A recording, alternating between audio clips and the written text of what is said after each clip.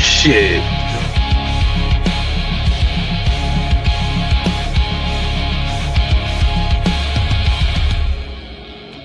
This isn't life, it's looping code.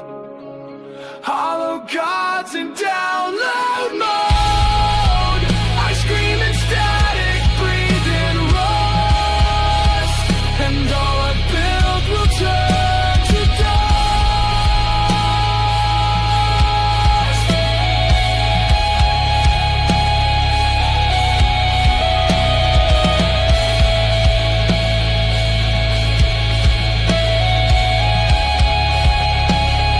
First of all, John, tell me about Dirt Sheet Radio. Am I talking to the Dirt Sheets here? What's up, everybody? It's John Escudero, and I'm in my car.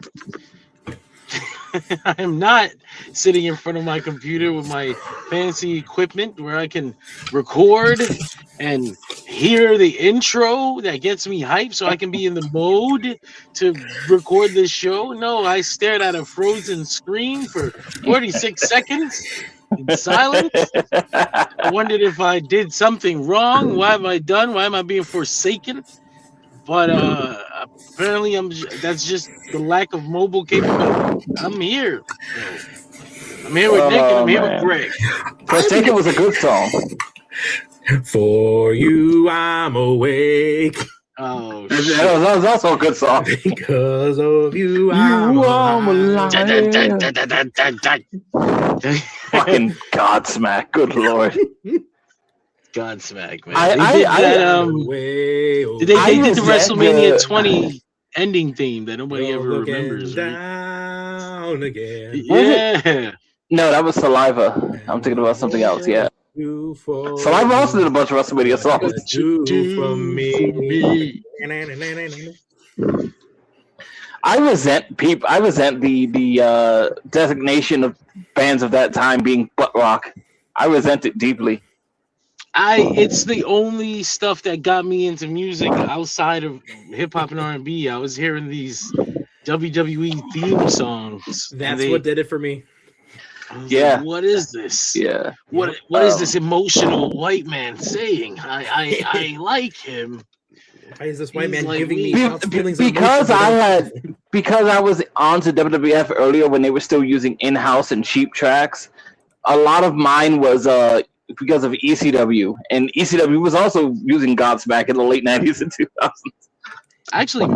I miss in-house production tracks for like for some things I agree.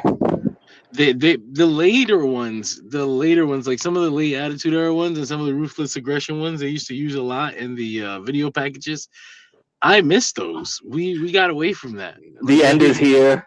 That was my shit. Those were the special ones though. Those had lyrics. There was like that one that was fight. Those had lyrics. There were some. It was like Jack or John Tempest, something like that. But like he doesn't get any credit. Like everyone talks about Jim Johnson, no one talks about Tempest because he was responsible for a lot of those generic theme songs that you would hear, especially the ones. I actually have never heard the name Tempest before this. Wow. Yeah. His last name's Tempest. It's like I think it's like Johnny Tempest or something. But Interesting. It's got a lot of association too with like making the tracks, but especially like if you ever watch those like dark match feeds from like right before the shows go on the air that people would hijack and steal. Like a lot of the stuff with the numbers running on the bottom.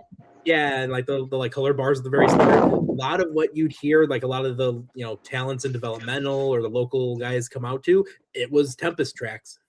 Okay, that's very. I never knew that.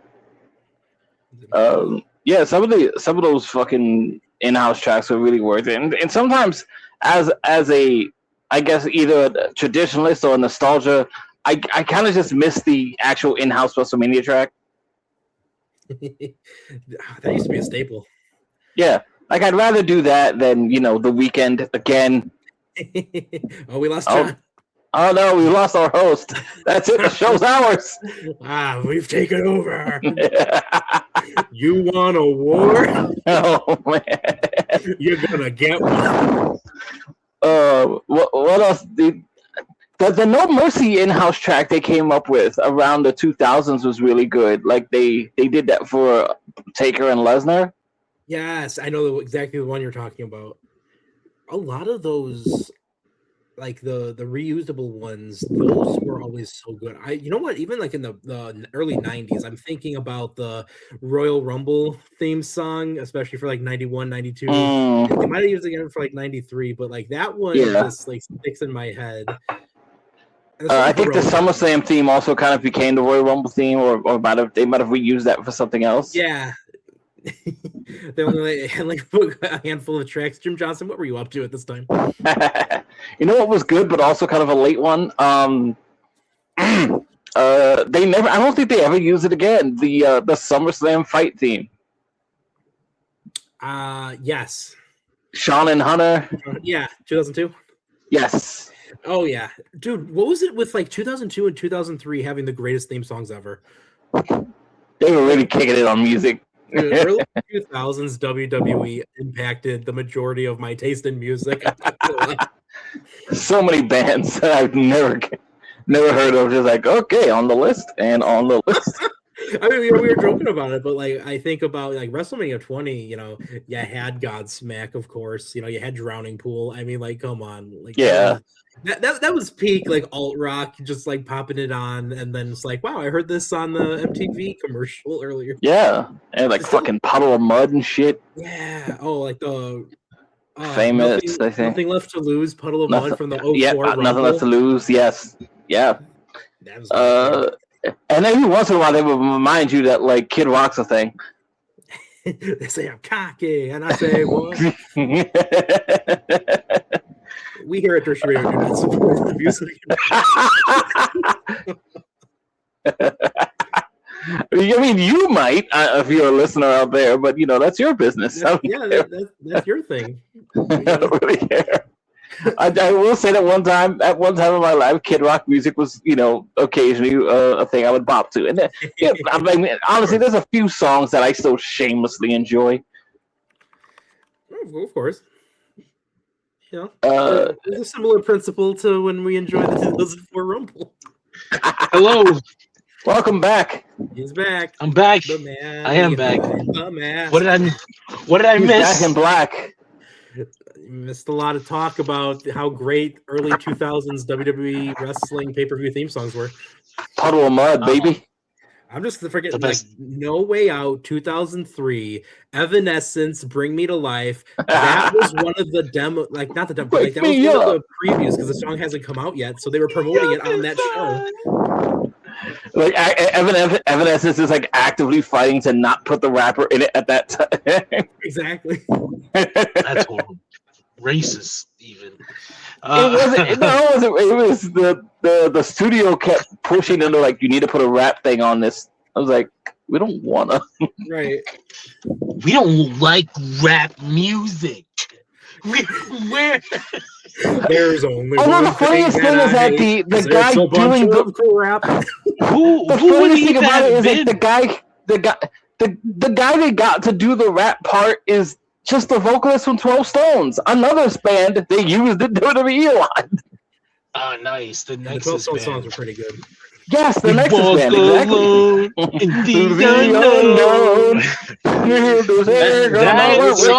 That song was really good, but like, it's a weird song to use when you're like a gang of thugs that jumps people. This is like, we come out to people stand together. Number one. We're thugs. The chosen ones. I remember like when we killed Ricky Steamboat. It went super crazy viral back in like the YouTube days, like 2010, where someone that was their theme song, like they dubbed that over the initial Nexus attack, and for like the 2 weeks WWE let that live on YouTube, it was the video that like all the little kids in the comments were going like, I can't believe they did that to Cena. It was that's a damn shame that the group didn't work out. I always think about that. Yeah. I mean, like okay, the Nexus failure. We're good. The Nexus failure is kind of amazing, and at the same time, like, you know what? Actually, I think this is a great way to segue into this. At the same time, the culture of professional wrestling, and especially of WWE, meant that the Nexus was doomed to fail anyway. Kind of. They were a bunch of green motherfucking rookie guys, motherfuckers, and one dude. What were they going to do? Go over John Cena? communication skill. If they had any balls, they did not. And these guys all sucked anyway. Like ultimately, they all sucked except for Wade Barrett. Wade Barrett was like the one. Rest in peace, Bryan Danielson. Justin Gabriel. I was gonna say John's gonna ignore the fact that Danielson was vaguely even associated.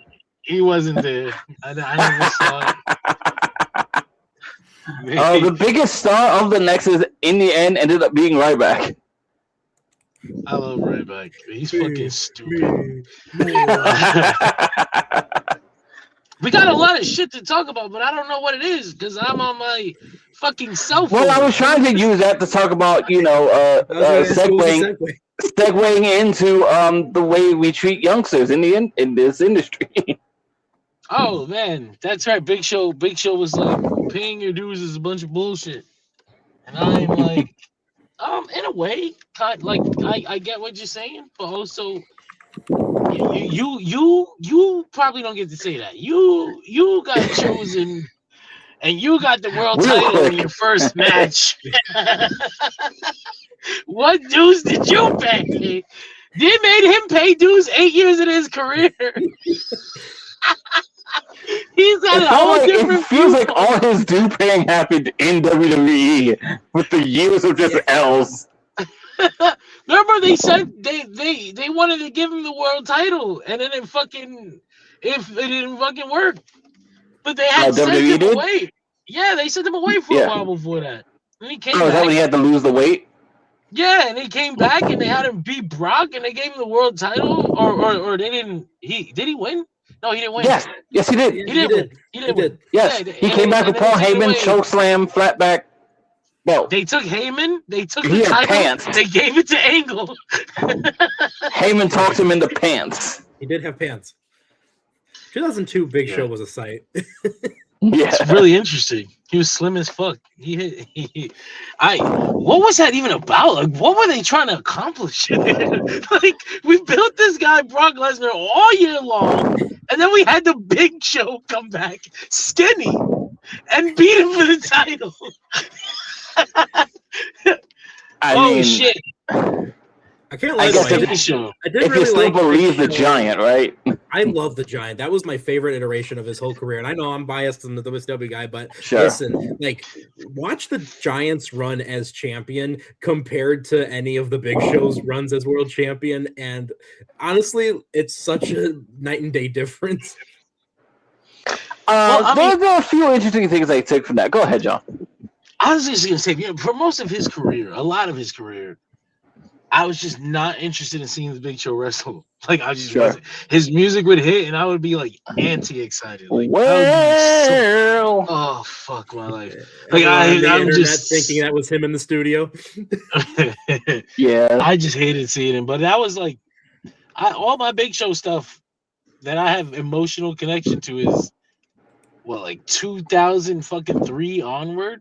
So like, he killed Rey Mysterio once. That was cool. And then he was like the butt of jokes. The worst night of his life. John Cena made him fucking out to be a giant fucking loser. And I don't think he ever recovered. I don't think, in my brain, I don't think I ever cared about Big Show after that. I was like, damn. Is this specifically after the WrestleMania L? Yeah, it was like, okay. He fucking made it. That guy sucks. John Cena's the man. And then as I got older, and I was like, I appreciate the wrestling part of this industry. And it's like, Big Show sucks even worse. This stinks. And then he had some matches with Sheamus where I was like, oh, wow, maybe he can actually, this is really cool. And then he was back to being, however WWE uses him. You know, imagine if he was still able to, like, when like the late stage Big Show era, like imagine if he could still do the athletic things he did when he was the Giant. A drop kick or whatever. I don't think we need to see him do a drop. No, kick. like he's doing top rope drop kicks. Then he got yelled at by Hogan. That's what it was, because they like. Do you want to die? And he was like, "I'll never work with you ever if you do that shit again." And he even talked about like some of the shit he used to practice at the power plant, and then Sarge would just bully the crap out of him at the power plant because he's like, "A Giant shouldn't be doing moves off the top rope, and no one's gonna want to take a moonsault from you." Like he even talked about, he did a moonsault, and some of those things are true.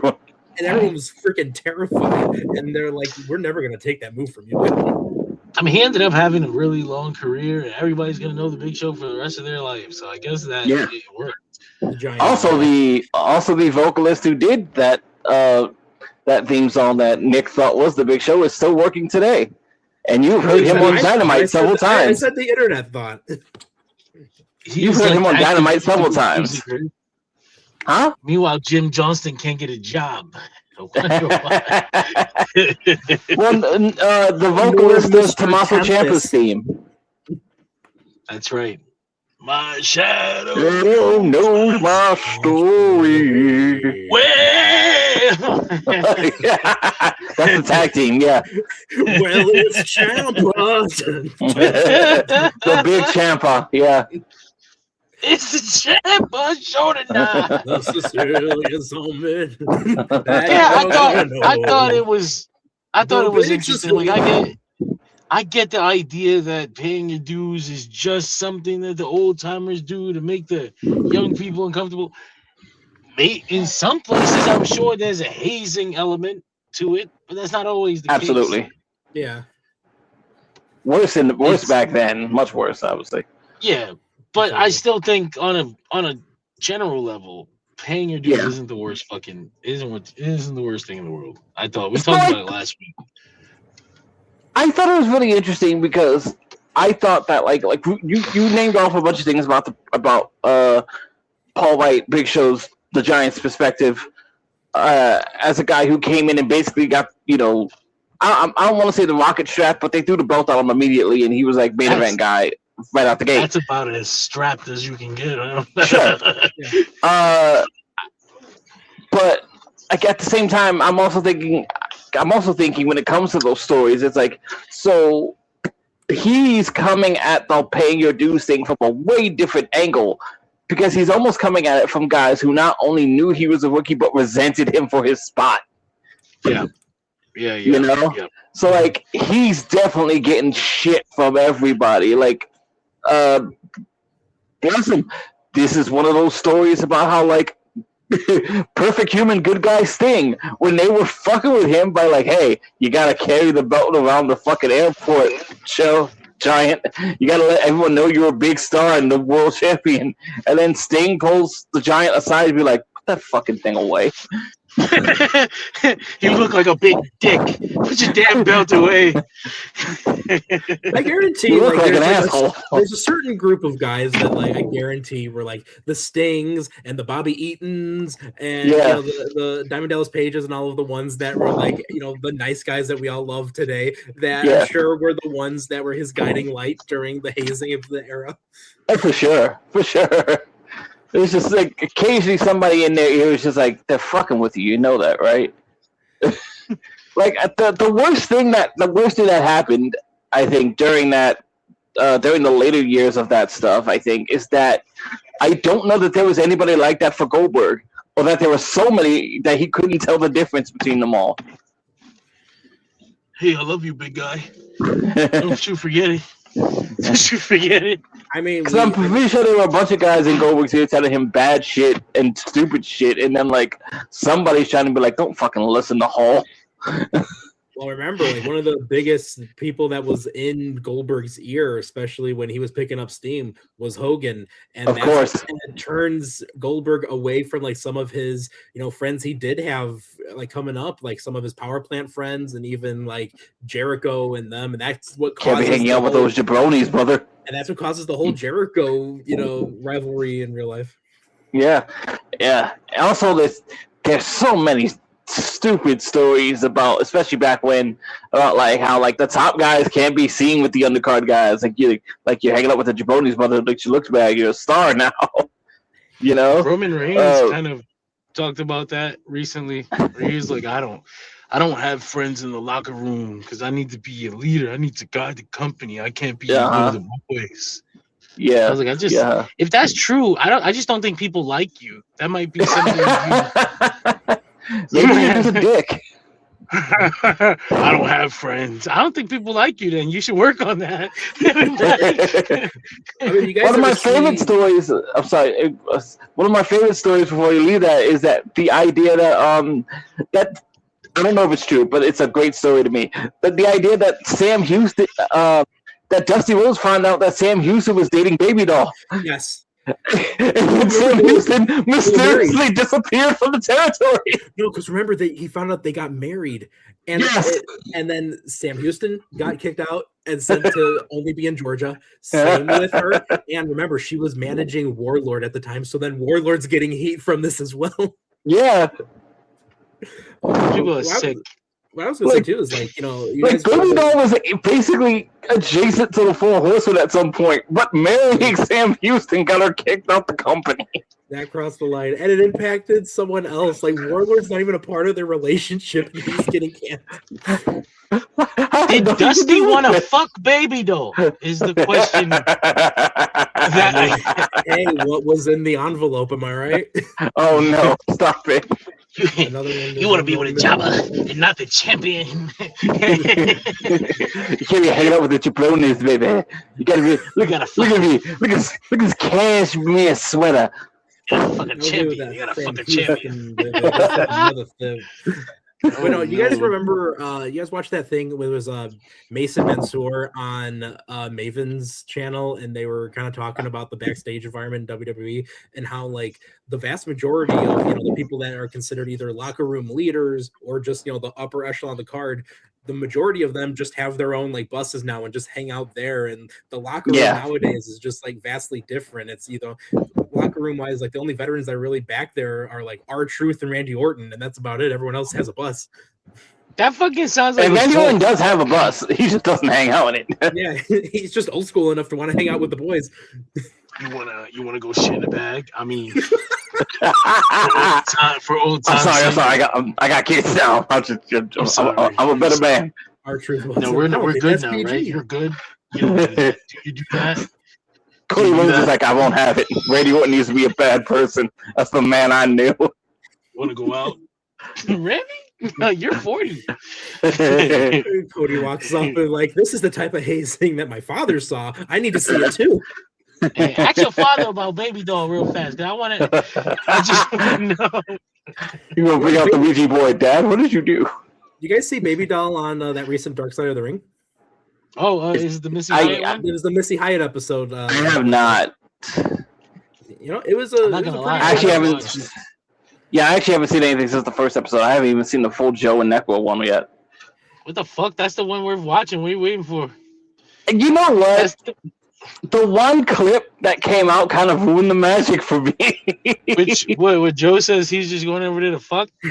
Yeah. Well, that's just magic's one on there. clip because you have to see the whole thing because they're talking about the like they essentially just sit there and they watch the match and Joe because it's like a fucking 9-minute match, but Joe and Necro are giving like their perspective of what happened in the ring, and in the ring is where it got violent, and it got violent because they were both beating the shit out of each other because Necro was the one that thought there was real heat, and Joe is just like weird, wondering why this fucking ugly bastard is throwing fucking haymakers at me. Like live bombs.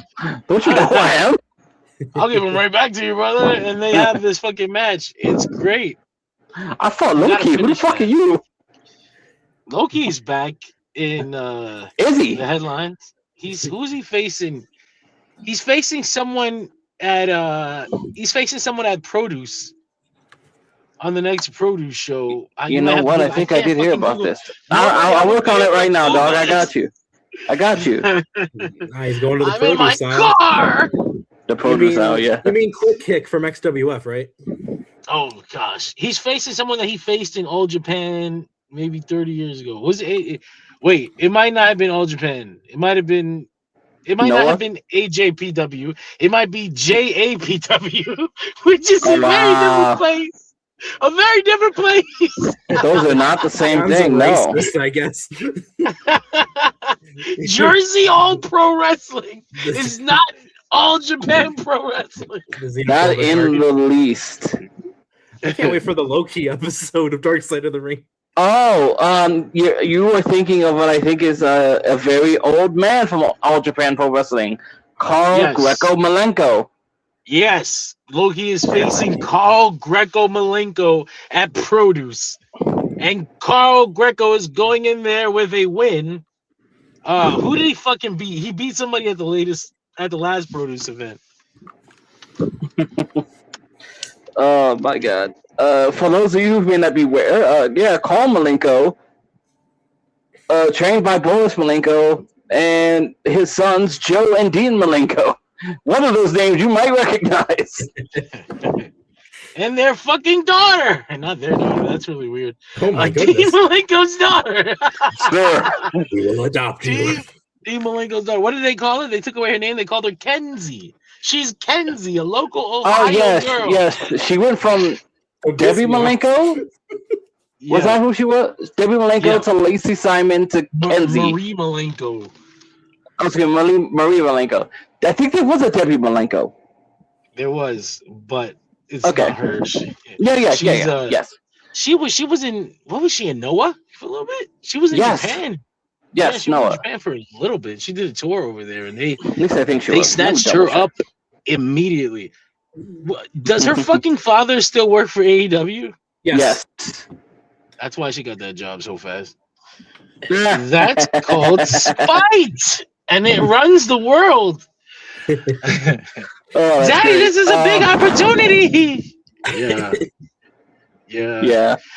That makes like her. Malenko's always the person they call on to be like the constant judge for all the Ring of Honor pure matches. He got to ride his fucking scooter down the ramp and shit. He can barely walk. Stop calling him. It's literally always Malenko, Jerry Lynn, and Christopher Daniels. It was a good trio. Don't get me wrong. The funny ones are when they had like Big Show and Mark Henry out to be like pure wrestling judges. What the fuck are Big Show and Mark Henry judging in a pure rules wrestling match? That's why we need. And what you mean they got no more rope breaks? And we need Velvenis. What do you mean rope breaks? Like what? How does a match go to the? I don't even understand how a match goes to the judges in a pure wrestling match. It's the variant where it's the counters going down.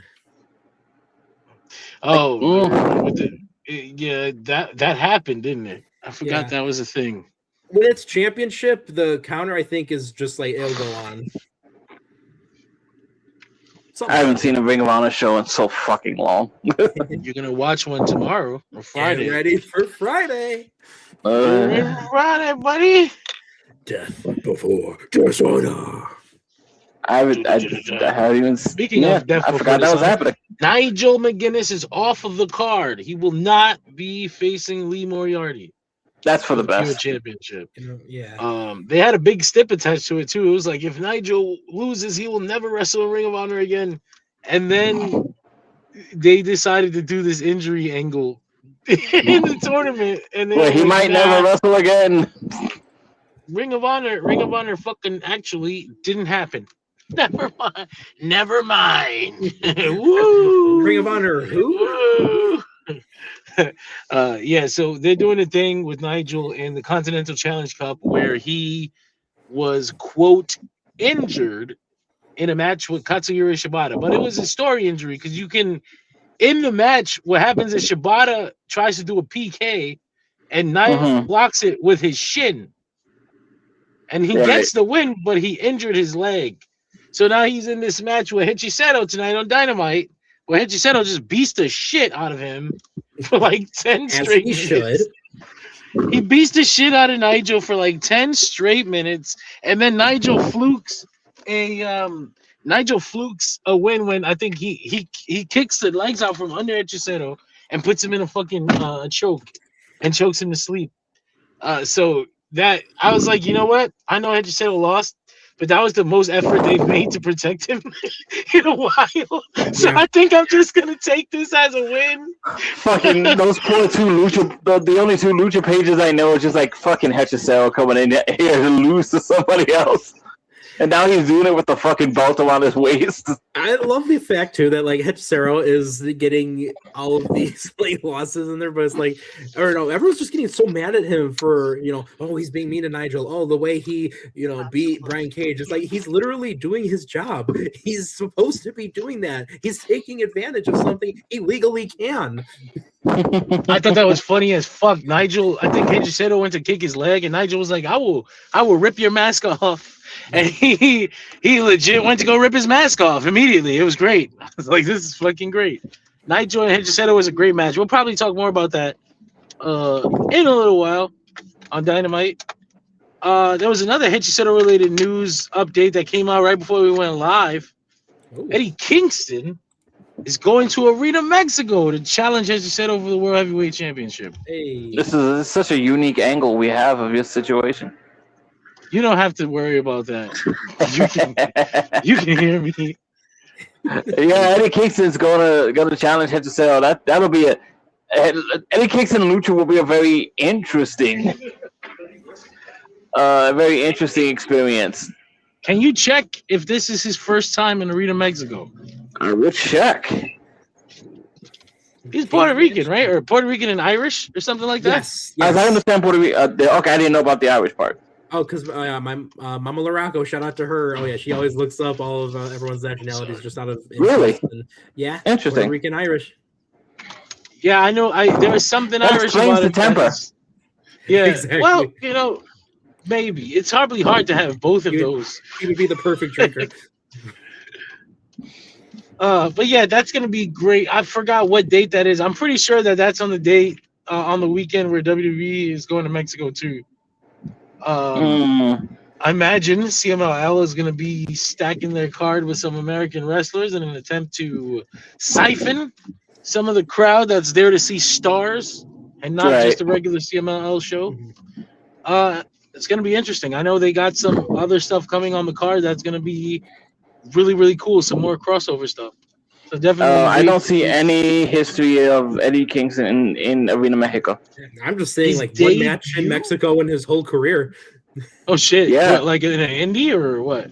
No. Impact Impact. Oh fuck, that's right. Impact went to Yes. Mexico. for 15 seconds, a 15-second match. France Holy and Mexico. shit. Okay. There you I go. forgot that fucking happened. But yeah, so that's gonna be cool. Eddie Kingston gets to go to Arena Mexico. It's Chronos. I mean, it's a fucking special experience. He's gonna love it. Dax Harwood was in not the headlines, but you know his quote was aggregated out there earlier in the week, and he talked about how he doesn't really care about like wrestling venues. Like there's nothing special about wrestling in a different building to him, except for the one where he grew up in Greensboro because he got to watch Sting there, and then he got to wrestle. So That's fair. I don't think everyone derives the same importance to that idea as some of us do. That makes sense. I guess I was just surprised that Dax of all people feels that way. Right. Like, The I old get school that. sentimental guy of them. like really? Interesting. I feel like even as a fan, I'm just excited to be in all these buildings. You know, like I don't know, these special memories happen here. The atmospheres are different everywhere. I don't know, but Dude, if I got to wrestle in fucking like, if I got to wrestle in like I'll be right back. Coquin Hall, Talk without me. I'll be right back. Gotcha. You see me on the other side. We'll get you. If I got to wrestle like Coquin Hall, all I'd be able to do is think about the history of the things that have happened in that building. Like, Yeah. like I would just sit in one of the seats as long before the show as I could, and just think about how many matches I've seen in this building. Think about some of the boxing fights I've seen in this building. Think about the fact that like my favorite anime of all time, Hajime no Ippo, use this building on a regular basis, and I can see those cartoon characters in that ring boxing it out. Like I would be just. Like, I want to get there a day early. Like, let me just hang out in Kodogun Hall. Let me watch something else happen Let me enjoy it, and before I have to do work and be a working person. I think there's like that element, like you're saying, where it's, you know, I want to experience and be around the ghosts of the past of this place. Like I want, you know, I want to be in here and think about every single thing that's happened. Maybe it's in wrestling. Maybe it was, you know, just history in general. Like, you know, for me, I mean, just imagine how cool it would be from both like a fan and wrestling perspective, right? To have a show at Wrigley Field. Like that would be awesome as, you know, a longtime wrestling fan. I mean, they have had old school wrestling events in Wrigley way back in the day. And, you know, just thinking about that, just thinking about like, you know, just the years of great matches with our, you know, of all-time greats coming there for baseball itself. Like, oh yeah. Well, if there was a show at Yankee Stadium, I was like, can I get the 15 seconds Eddie Kingston had? Like, yeah. Like, I'm not. It's not that I don't want more than that, but I'll take it over nothing. Right, and I think that also comes in with like, you know, the element of a certain like sentimentality that I think some people may or may not have within, you know, the meaning of different buildings. And I think about like, you know, remember that viral post where it was the woman that walked in on her husband, and the husband, you know, she was kind of memeing. This is a very interesting analogy, Nick. But the husband was, you know, talking about the passage of time with that spool, and his wire spool was almost completely done. And she was just kind of like making fun of him in a way, but like he, you know, the wire spool meant a lot to him because, you know, that was 40 years he's had that spool. And you know, think about the history that has happened in that 40 years. And I think, you know, especially us as, you know, guys and whatnot, we're very like sentimental beings. And I think too, there's an element of, hey, you know, this show means a lot to me. This event means a lot to me. This, you know, area means a lot to me for one reason or another. And I think being able to have that, you know, aspect of sentimentality is, you know, great for, you know, absolutely. I'll be the first to admit, like, some of my sentimentality is utterly foolish because the meanings aren't the same as they used to be. You know, I have a very genuine sentimentality over the fucking NWA Heavyweight Championship. It's not nearly what it used to be, but if I got to hold it, I'd just be like, I have done the thing. Ironically, that's literally all the NWA has left. That feeling right there. The sentimentality of that fucking iconic tin. Literally that. Just that. I mean, I shared a photo recently on my Facebook, so go follow me on there to see Nick Rocco on Facebook. But after that cheap plug, you know, shameless plug. Thank you. It was a photo of Jim Londos versus Jim McMillan from 1931. The Greek God. Yep, you know, the greatest draw of them all. Yes. and like, you know, that was a different version of Madison Square Garden. You know, that was a version before the one we have today. And, you know, think about someone who, you know, which isn't even the version of it that we knew in the 90s. Exactly. And like, think about, you know, the you know, person whose grandparent might have been at that match, or great grandparent even. And you know, there's a sentimentality there of just like, I want to be at Madison Square Garden because this was an arena that my grandpa or my great grandpa used to, you know, go to with the family or whatnot. Yeah, I think there's always a bit of sentimentality in those sorts of things. I think for most people, like I remember hearing a story, and I don't remember how true it was, but there was the story that like that Raven won the NWA championship at TNA, and like he kind of like sat in the locker room and kind of like wept a little bit because like that championship meant something to him as a child who watched professional wrestling, you know, and I think there almost has to be some of that sentimentality to you, unless, you know, the industry has beaten it out of you, which it is wont to do. Absolutely. It happens to a lot of people. It does. Yeah. You know, but I think if there's not some sentimentality to it, like, boy, you better love the money. And I'm sure there's, you know, that time period of people where, you know, being sentimental about certain things, or like, you know, being in a match with someone you grew up enjoying. You know, I think about how many wrestlers talk to Shawn Michaels about like, I'm so thankful I have this match with you. And, you know, Shawn tells them, gosh, you're such a mark for trying to say that to me. And then all of his respect. Yeah. I'm sure, you know, if Raven weeps over winning the title, I'm sure he has to do that in a dark room alone. In a very private place, he can't do that around the others. Absolutely. You know, it's interesting too. I think I've seen stuff about it, and it's just like the way things change, especially when people get older, and as the generational things change. Yeah, it is. Yeah. I remember seeing something. I don't remember if it was Mickey James or somebody, but it was the idea that like taking pictures with the older talent is like markish behavior, right?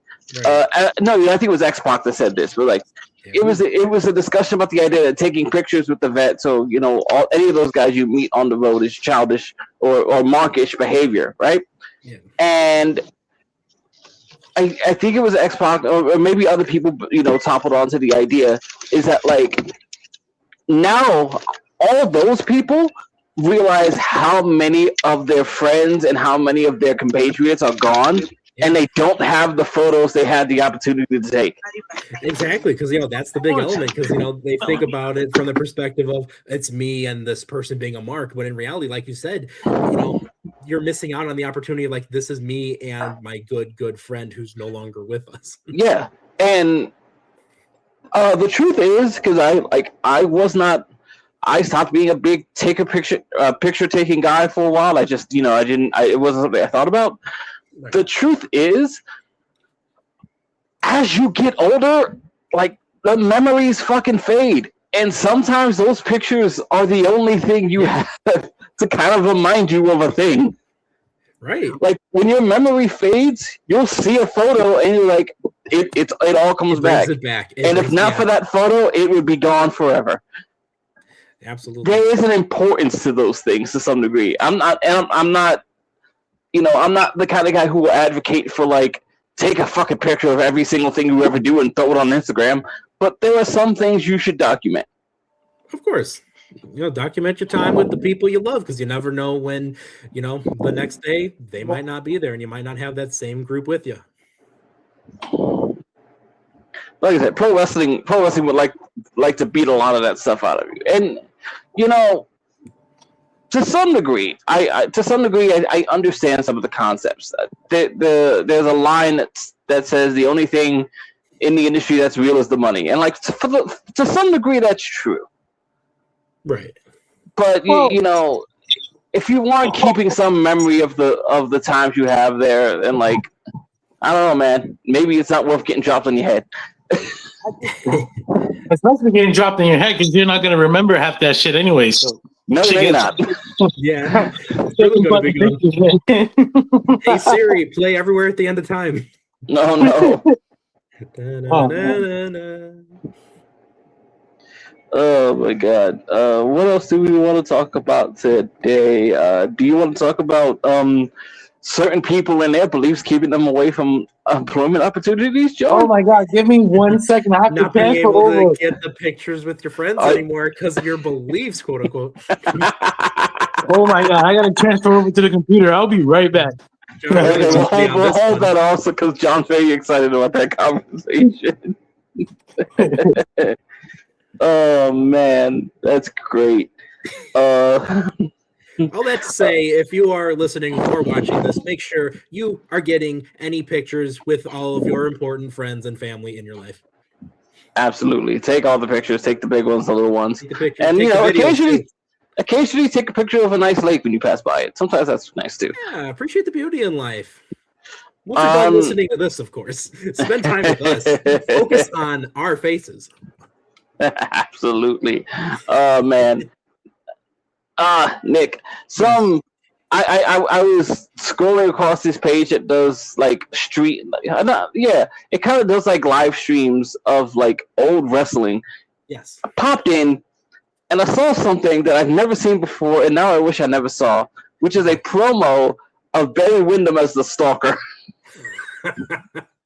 Which you've got Barry freaking Windham, and like this is what we're doing. There has never been respect for this family in this company. God, yeah, God. And actually, when you think about it, yeah, that family has not done well in that right. Yeah, in that league, in that industry brand. I'm thinking, like, you go to the other place, like this man was like main eventing pay-per-views. This guy was a main eventer. He was world champion. I also saw two people together in an old episode of WCW. I assume it was Saturday Night. That I never knew even shared the screen together.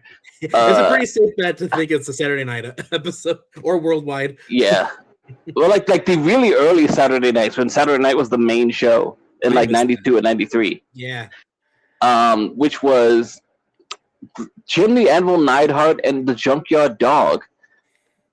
I did not even know Neidhart was in this company before the screw job. Dude, at this time, it was only a short while. I'll do you one better, though. It wasn't just him having a match with Junkyard Dog. There was an episode, it was either Worldwide or Saturday Night, because that was the thing, too, is like the shows tend to share a stage, because they didn't have the the space theme yet.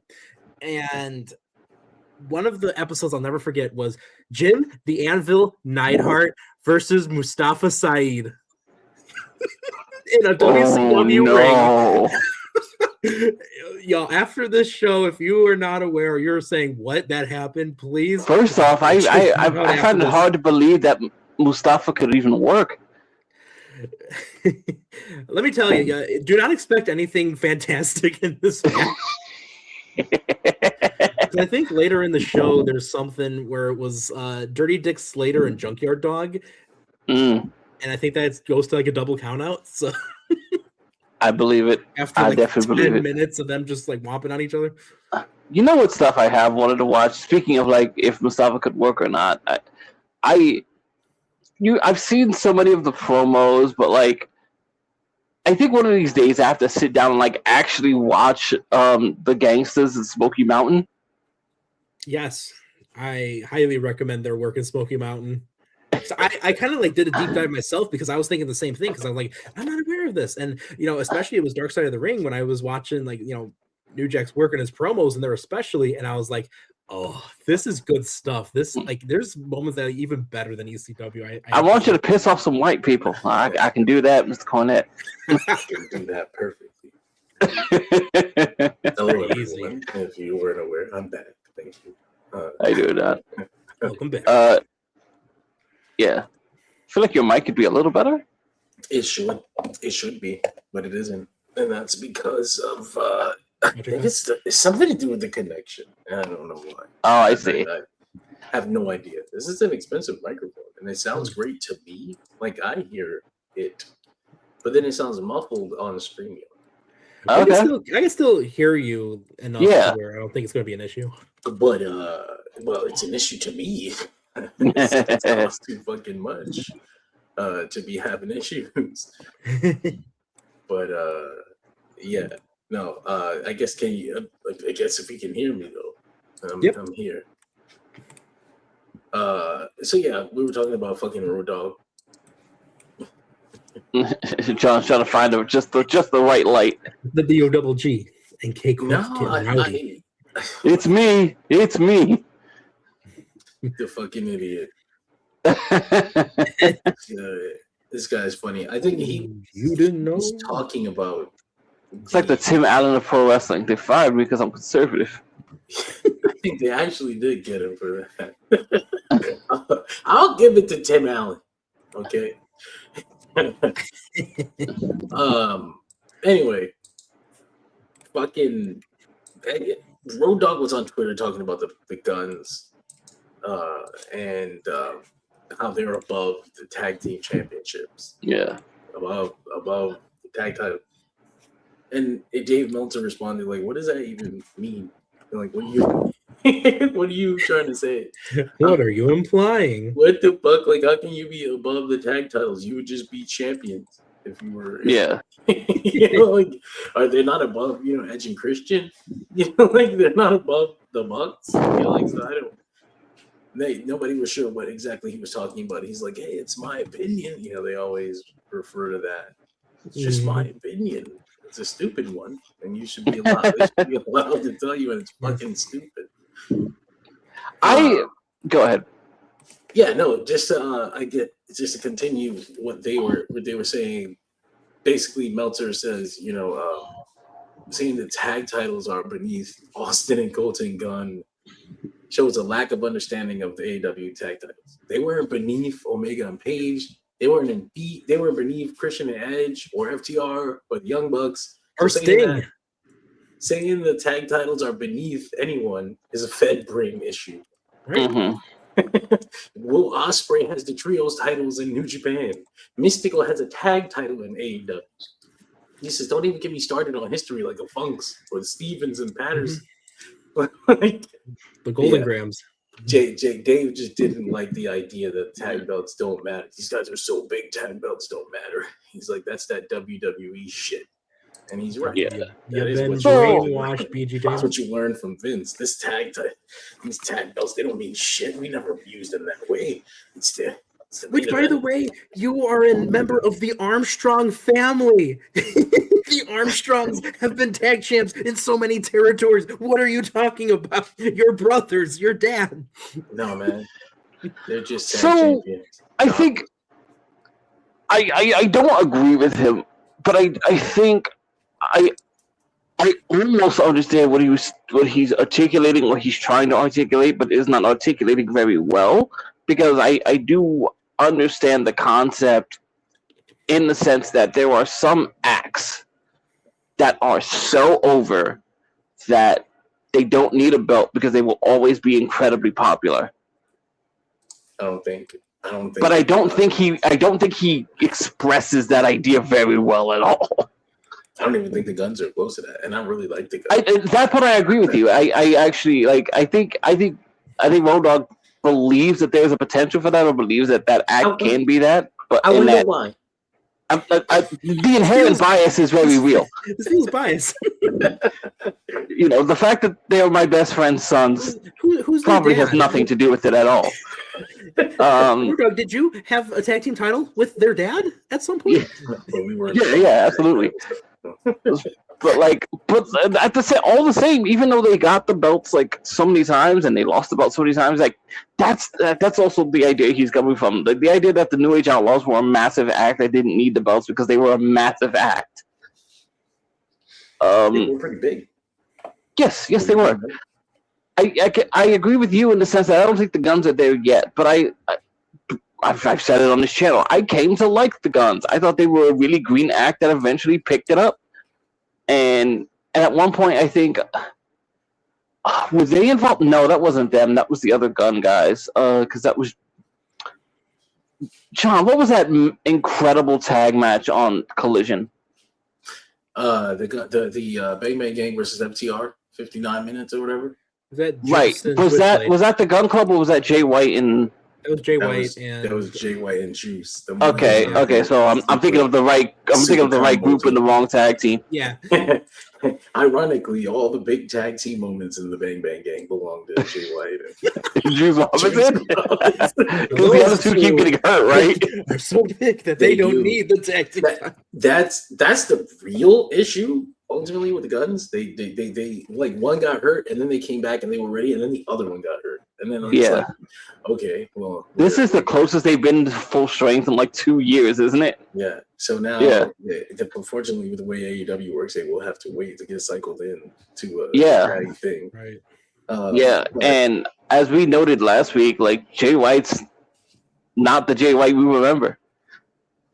although a really, really fucking good match this week. Yes. I thought the best since he came back. Maybe we blame David Finlay.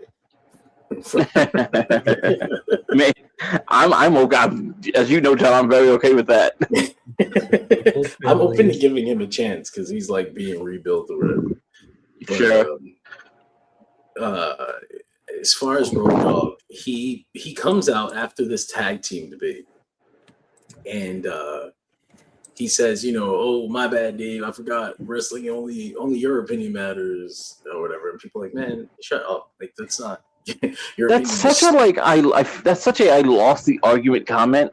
Yeah, it's childish. And so someone comments to Road Dogg, just a fan, Alex85 _, and he says, sir, if you really want a job in AEW, you shouldn't be publicly arguing with their executive vice president of communications like this, which is trying to joke that Dave Meltzer works there. So you already know the kind of audience he's speaking to. And that made him feel comfortable because he's speaking to that audience. And he said, actually, I was turned away because of my political core beliefs. That happened in America. I didn't donate to or vote for Trump, but his old man did. So why was I punished? Oh boy. So David Vixen's the first answer would be because you can't punish the money guy. And also, there's been a lot of development since then. If you don't just speak on what you see on your algorithm and actually do some research, you might know that. So I'd say, but also the implication that someone at the company donated to Donald Trump, but you weren't hired because you believe in that kind of stuff. What the fuck? What the fuck are you even saying? Anyway, David Bixenspan, famous instigator, I'll call him. He comments, turned away. How? What happened exactly? And then Road Dogg goes off on a fucking tangent. Do you want to know, David? Because you're the one that reported it all. Tell us all right now, David. You can't hurt me, dude. I'm not scared of you and your social warrior friends. I'm unemployed and living my life. Show the world why, David, and I'll live on my side. And David's like, I don't know what you're talking about. I haven't reported on wrestling in like the last 3 years. And no one else has reported on your talks with AEW, just TNA. So what are you talking about? Like, this is all new information, brother. So, I mean, clearly it ends there, and Road Dogg kind of goes silent. He says, I said he says, this is the guy that screenshot my social media post, parentheses, I am conservative, and then used it to get my opportunity canceled. I feel differently than a lot of you. I'm not sorry for who I am and how I was raised. Jesus Christ. So you hit pretty much every he's doing the Cody thing there too of, do you know who my father is? Yes, we all know. Yeah, we do know. You still got no job. Yeah, so he comes out and obviously now he's publicly claimed his conservative views for not getting hired by AEW, but I feel like a couple of people in AEW famously have conservative views. Like Goldust or Chris Jericho or others in the company. Like literally Jericho was a foundational part of their history, and he's still a major aspect of their TV. His wife was at January 6th, literally at the insurrection. Don't ask where else she was if you read his autobiographies. Oh boy. I do like this reply by John Layfield. What's that? Road Dogg served our country honorably, put on the uniform, carried a gun in a hostile place, proudly wearing our flag. I think he has the right to his opinion. Plus, he's a great guy, and later carried a gun. Just kidding, Billy. That's a good one. That's a good one. I can't lie, JBL's been kind of killing it online lately. That's funny as hell. So much because he almost killed me. Yeah, though. Although I know a lot of veterans that say a lot of stupid shit. So, what are you gonna do? What are you gonna do? So the shit, I have the list in front of me. Actually, you know what? While we're at it, because I don't think I saw it. I don't think I saw it on the list, and yeah, I thought I'd bring it up briefly since we're talking about people's conservative beliefs. A certain wrestler who had some interesting beliefs online is on the apology tour. Have you noticed, John? Oh no! Wait, which one? Drake Younger. That's right. Oh my fucking god, that's right. I forgot. I got you, dog. GCW is a blind spot, and that's my choice. And I'll let you all decide what that means. I don't blame you. This weekend, fucking the former Joe Gacy, Joseph Sawyer won the GCW World Championship. But in that match, there was a lot of shenanigans. And at one point, I think a referee comes out in a mask, and it's like Atticus Cougar's personal heel ref, and it's like, oh my god, he's gonna screw him over, and then he doesn't, and then second person comes out in a mask, and it's the return of Drake Younger to GCW. Oh my fucking god, Drake Younger's back. GCW there was also a JCW appearance, which is also a blind spot for you. That's just GCW with extra steps. Let's not with clowns. With Oh clowns no, and Vince okay. I was Russo. thinking of their old endeavor where they had like a second promotion. They probably still do. Jersey Championship Wrestling. Yeah. No. I mean the Juggalos. Okay, the Juggalos. The Vince Russo production that's going to be the number 2. The Oh, Juggalos don't offend me as much as a lot of other things these days. That's I gotta interesting. say, Honestly. I gotta say, they do their thing in their corner, and they're not bothering anybody, and it's unique, and they have their own fan base. And I'm like, you're gonna make me watch this shit. Make me fucking watch this Juggalo show. After years of knowing for certain that if something involved Vince Russo or the Juggalos, it'd be a disaster. All of a sudden, they came together and found that they might make magic. Or maybe at least such a big disaster that everyone will talk about it. It's been the way it's been described to me lately by the people who watch it. I've been thinking maybe I'll check it out. I mean, I'll fucking try to fit it in someday and see what's going on at JCW. Maybe whatever major event they have. I don't know how it works for them, but I know that Drake Younger appeared in GCW, and then Brett Lauderdale kind of tweeted this whole ass fucking oh man, he's changed or whatever. Tweet. Another thing I should pull up, I guess. Which is a thing that seems to happen every once in a while. Like they don't all come out of the woodwork and say they've changed, but every once in a while somebody is just like, yeah, I got caught up in a whole bunch of stuff, and I started believing, man. And then later they like see the light. It's just like, yeah, maybe that was all bullshit. Good old Brian Kendrick. Did that happen to him? I know Kendrick's been kind of going on like a bit of like an apology tour for like all of his like past like conspiracy remarks and whatnot. I'm not sure how successful it's necessarily been, but I know the AEW stuff really was his big wake up call there. I'm gonna say something controversial. Are you, John? Am I? I don't think I say controversial things. I feel like they're usually very straightforward. Get it? But with the Brian Kendrick thing, I just felt like he wasn't even like he wasn't even running around like pushing that shit down people. So he just was that way. Like he just wasn't this thing. He voiced his opinion, and it was right when, because wasn't it like going to be Kendrick versus Moxley, which itself is an interesting match to see. Sure.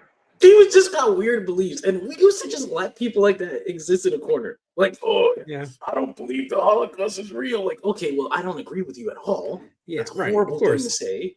But also, just keep it over there. we have tons of documented history on this, but you know what? Go off. Just do it over there. You know, go ahead. Too, right? Like, you know, everything, right? They're here. They're taking out cows and shit. Fine. Yeah, leave them in the corner. Make TV shows about shit like that. You know, like, we just need you to be ready to hit that wrestling character when you go out there, okay? Because I feel like there were worse things that you could have done. You know, I hate these kind of people, or I'm a racist, or I'm a sexist, or all that. But he just has weird beliefs, and like he's been famous for having weird beliefs for like 20 years. We've all known Brian Kendrick is fucking conspiracy theorist. We all watched the Shoot interviews. We knew. Stay my steak. I feel like he got real short end of the stick. But I didn't realize how long this Brett Lauderdale tweet was. Goddamn. Yeah, I was gonna read it, and I was like, you know what? Actually, no. He's got like 5 fucking tweets worth of notes at posts where he's basically saying, "I'm giving Drake Younger a second chance because I like him." Kind of because he gave me one and saved my life. He gave me one, you know, and all that stuff. You know, I guess fucking fine. The point is, you know. The hands that have blood are also the hands that cradle me. So, you know, it's that thing. Sure. I've said before, it is whatever. Drake Younger is another guy who kind of is like Brian Kendrick, but then he fell into QAnon. And yeah, he's way beyond Kendrick level. He was like actively pushing like harmful rhetoric. You know, like, you get it. Very troubling.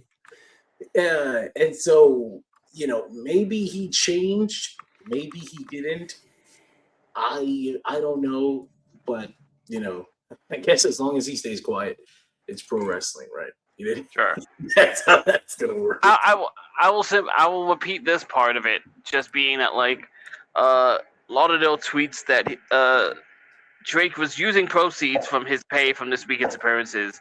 Drake has asked GCW to make a donation on his behalf in the amount of $250 to the Garden State Equality. That is, Garden State Equality is New Jersey's largest LGBTQ plus advocacy group.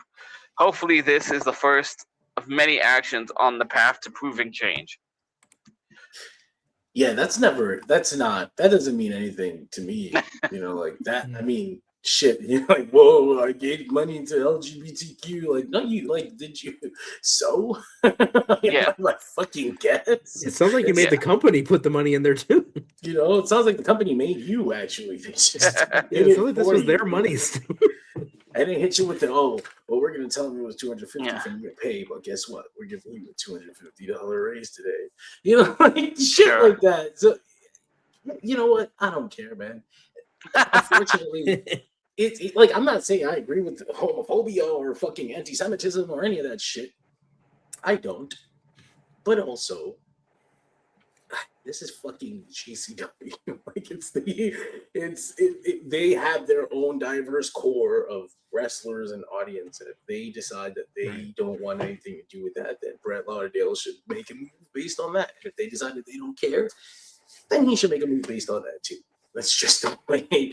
It's just the way the cookie crumbles, man. I'm not taking a stand against nothing like that. I'm sorry. I guess I could if I cared enough. I don't particularly care about GCW so much, and I don't think that Drake Younger's gonna be getting a job in any place in anywhere of importance. Yeah, right. His GCW apology tour is like a fucking. Yeah, it's not gonna break through the zeitgeist or anything. He'll be even where he's at. Go be a fucking weirdo with it. It's one of those things that I do find interesting that when you say that, because there's always the backlash is one thing where you get people who are just like, well, why would so and so people work with him, and why would anybody work with people who work with those people? And at the same time, I'm just like, it's fucking GCW. Who gives a shit? That's other than people who really give a shit about GCW. When you make a big stand, sometimes you make that your thing. This is what I do. I take a stand against everything. Now there will come a time where it's gonna come and it's gonna cross your path directly. And if you work for GCW and you find yourself talking about things like that, people are now going to be like, but you work for Drake Younger. Yeah. So what do you guys say about that? And that's now up to you to decide what to do next. If you don't want to work there, fine. Can you get a job somewhere else? That's something to think about. You didn't really think about that.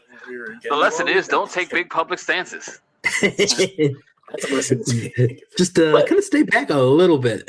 I get it. There's some things that are so fucking big that you gotta bring awareness to this shit. Not enough people are talking about it. What the fuck, man? You guys should talk. And then there's sometimes where people will jump on trends, and they just kind of want the good feeling that comes with people telling you you're good for thinking that way. I also agree with this thing.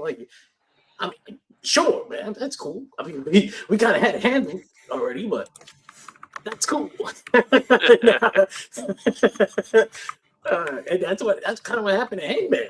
Hangman used to just speak about every single thing, which is fine. It's great. He's a progressive cowboy. I love it. And then it's like, oh, you're with him. Oh. And that's what sucks too. Because maybe I tweet less. And now he does. Right. Which is a shame. He even goes out to the ring less, and notice he doesn't really go out to the ring alone anymore. He doesn't really talk much either lately. But that'll be fine. I mean, I think this is just one tip. They'll go back to having him be a focal point for the show at some point. They seem to really like the Hangman. They also pay him a lot. So you kind of got to make that money worth it. I see, before we move on, I do want to say, like, not talking about Drake Younger in general. I'm not talking about Drake Younger specifically. I'm talking in general. There should be a path for redemption for some things. You know, like if you're not, Right. you didn't hurt anybody. I mean, you didn't hurt children. You didn't hurt women, someone weaker than you for no reason. If you weren't a physical bully. There's lessons to be learned. If there's ways to prove that you learned that lesson, then fine. Path of redemption should exist for. There needs to be the way to apologize and make that comeback to prove the apology was real and true. That's the thing too. You kind of gotta let it play out. It's like, let's see how it goes. So we gotta see your actions to make sure that you really meant it. Yeah, let's see if he fucks it up. Then we'll have something else to talk about on Dirt Sheet Radio. Hey, so stick around and we'll keep an eye on Drake. That's always the sort of the hardest part. Like it can't be one action like that. Let's say the donation is a nice gesture. Let's say those people needed that money, and that's great. But like it can't just be that, and especially in a situation where you start saying to yourself like, well, that's a kind gesture, but like you can't just throw money at things. Also, I want to know specifically what the fuck you was donating for, because like I donated to the LGBT Foundation, and to do what? Like what are we gonna do with the money? Right. It's gonna go to the LGBTQ youth that got kicked out of the house for horrible reasons. It's gonna go to their education value. It's gonna go to somewhere, or you just throw our money at the latest thing that says LGBTQ on it. Or is it going to go to one of those things where it's just the CEO of the whole thing just lining his pockets? I'm just taking the money. We didn't even outline it. It's just like a donation has been made in your name to the Human Fund. Show me some effort, Brett Lauderdale made the announcement where he's going to be using the proceeds from his pay this weekend to donate to New Jersey's largest LGBTQ advocacy group. And we've got proof. Thank you, GCW, for your donation. Okay. All right. We got a funny comment here from someone under Brett Lauderdale's post. This is so he doesn't believe any of this anymore, or is he sorry that he made such a public scene about it? It's a good question.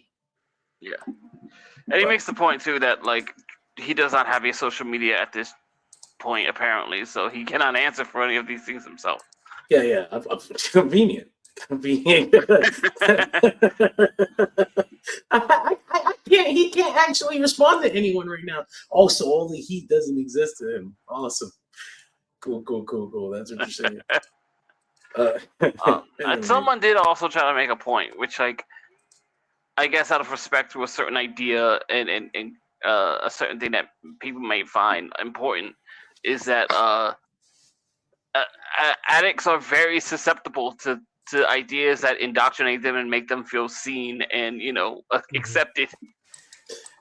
That's how you know what you're talking about controversial things. We should be careful here.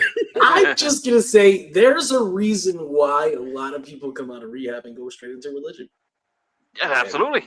That's just the way it is. I'm glad that they have something that makes them feel full and they're not on drugs anymore. I'll leave it at that. There's a lot of bad people that get involved in religion in different ways, and other areas too. Yeah, that's a whole other thing, though. It's we could start. It starts with the Crusades. Actually, keeping ourselves safe here at Dirt Sheet Radio. Let me tell you about the Dark Ages. Did you ever wonder why there's no records for a certain period of time? No. You ever wonder if a certain king decided, hey, we're going to seize all of these records here? Well, we don't have kings. We have democracy, John. No, tell us about the democracy down in CMLL. No. Look, the democracy. You know what? We have a tribal chief, Greg. We have a tribal chief. He wants to be acknowledged. Don't ask who the tribal chief voted for. He wants to be acknowledged by his baby cousin. That's a really weird thing going on. All right, so I don't know if you guys have been watching WWE TV, but Solo Sikoa has been on this turn. It was a weird, awkward thing in the beginning. He just kind of he just wasn't listening to his Tongan partners, and they were like, "Bro, we can't fuck with you anymore. Like, you're fucking our shit up." And then they were all mysteriously fired. They just went to go get their dad, and the ones that were left, just Dad, I need help, and now they have the tag titles. That's essentially their whole arc. But Solo Sikoa, Haku, you won the tag titles. Haku beat him into shape, which anyone can believe, I guess. Exactly. Solo, it just one day is fucking. He's in the middle of the storylines, and everyone that he was working with got fired. And like, the plot line came up back to him, like, we need you back. And so they've been doing this story with him where he's not willing to go back. He's like a dog that escaped the house. And he doesn't want to come home or whatever. I'm having fun out here. Apparently, originally the plan was he would go back. He was just gonna go back after SummerSlam. But they kind of got wind that he's charismatic and people like him, so they're gonna go with it for a little while. You ask me, I kind of saw his charisma a while ago, and I wondered why they miscast him. I was like, they got him out of here trying to act like a crime boss, but he's funny as fuck. When did you see that he was funny? Like a year ago, when he was fucking dancing and doing shit on the outside. I thought you meant before the first Bloodline one. No, but they didn't have him doing shit back then. Like, he would literally just stand there and hit his spike and then come out. And he was like tough guy in NXT. Yeah. No, it was after he broke off from the Bloodline where they had him doing his fake Bloodline thing. And he would cut his little promos or whatever, but it was the moments where he was in full control. Like, there was no script. He was just outside of the ring while the fucking Tongans are in the ring, and he's just doing shit. And you're like, that fucking guy, that's someone who should have a microphone. Like, that's a funny dude. And I think they have finally seen that. And now he's got the microphone, and now he's making fun of his brother, and he's dodging the fucking warning shot. That was the one that's been going viral, and I'm scrolling through TikTok, and I'm just seeing that one pop up repeatedly, and it's just like, where has this Solo been? Yeah, they were hiding him. They wanted him to be an enforcer, but then they hired Jacob Fatu and gave him his spot. Yeah. And then they still tried to maintain the enforcer Solo. Like, that was the perfect time to do a little change, a little different. And plus, why can't an enforcer be silly too?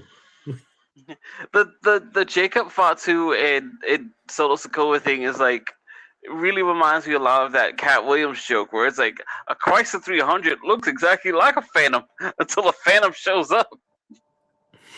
I think Josh Alexander just returned from injury. What the fuck?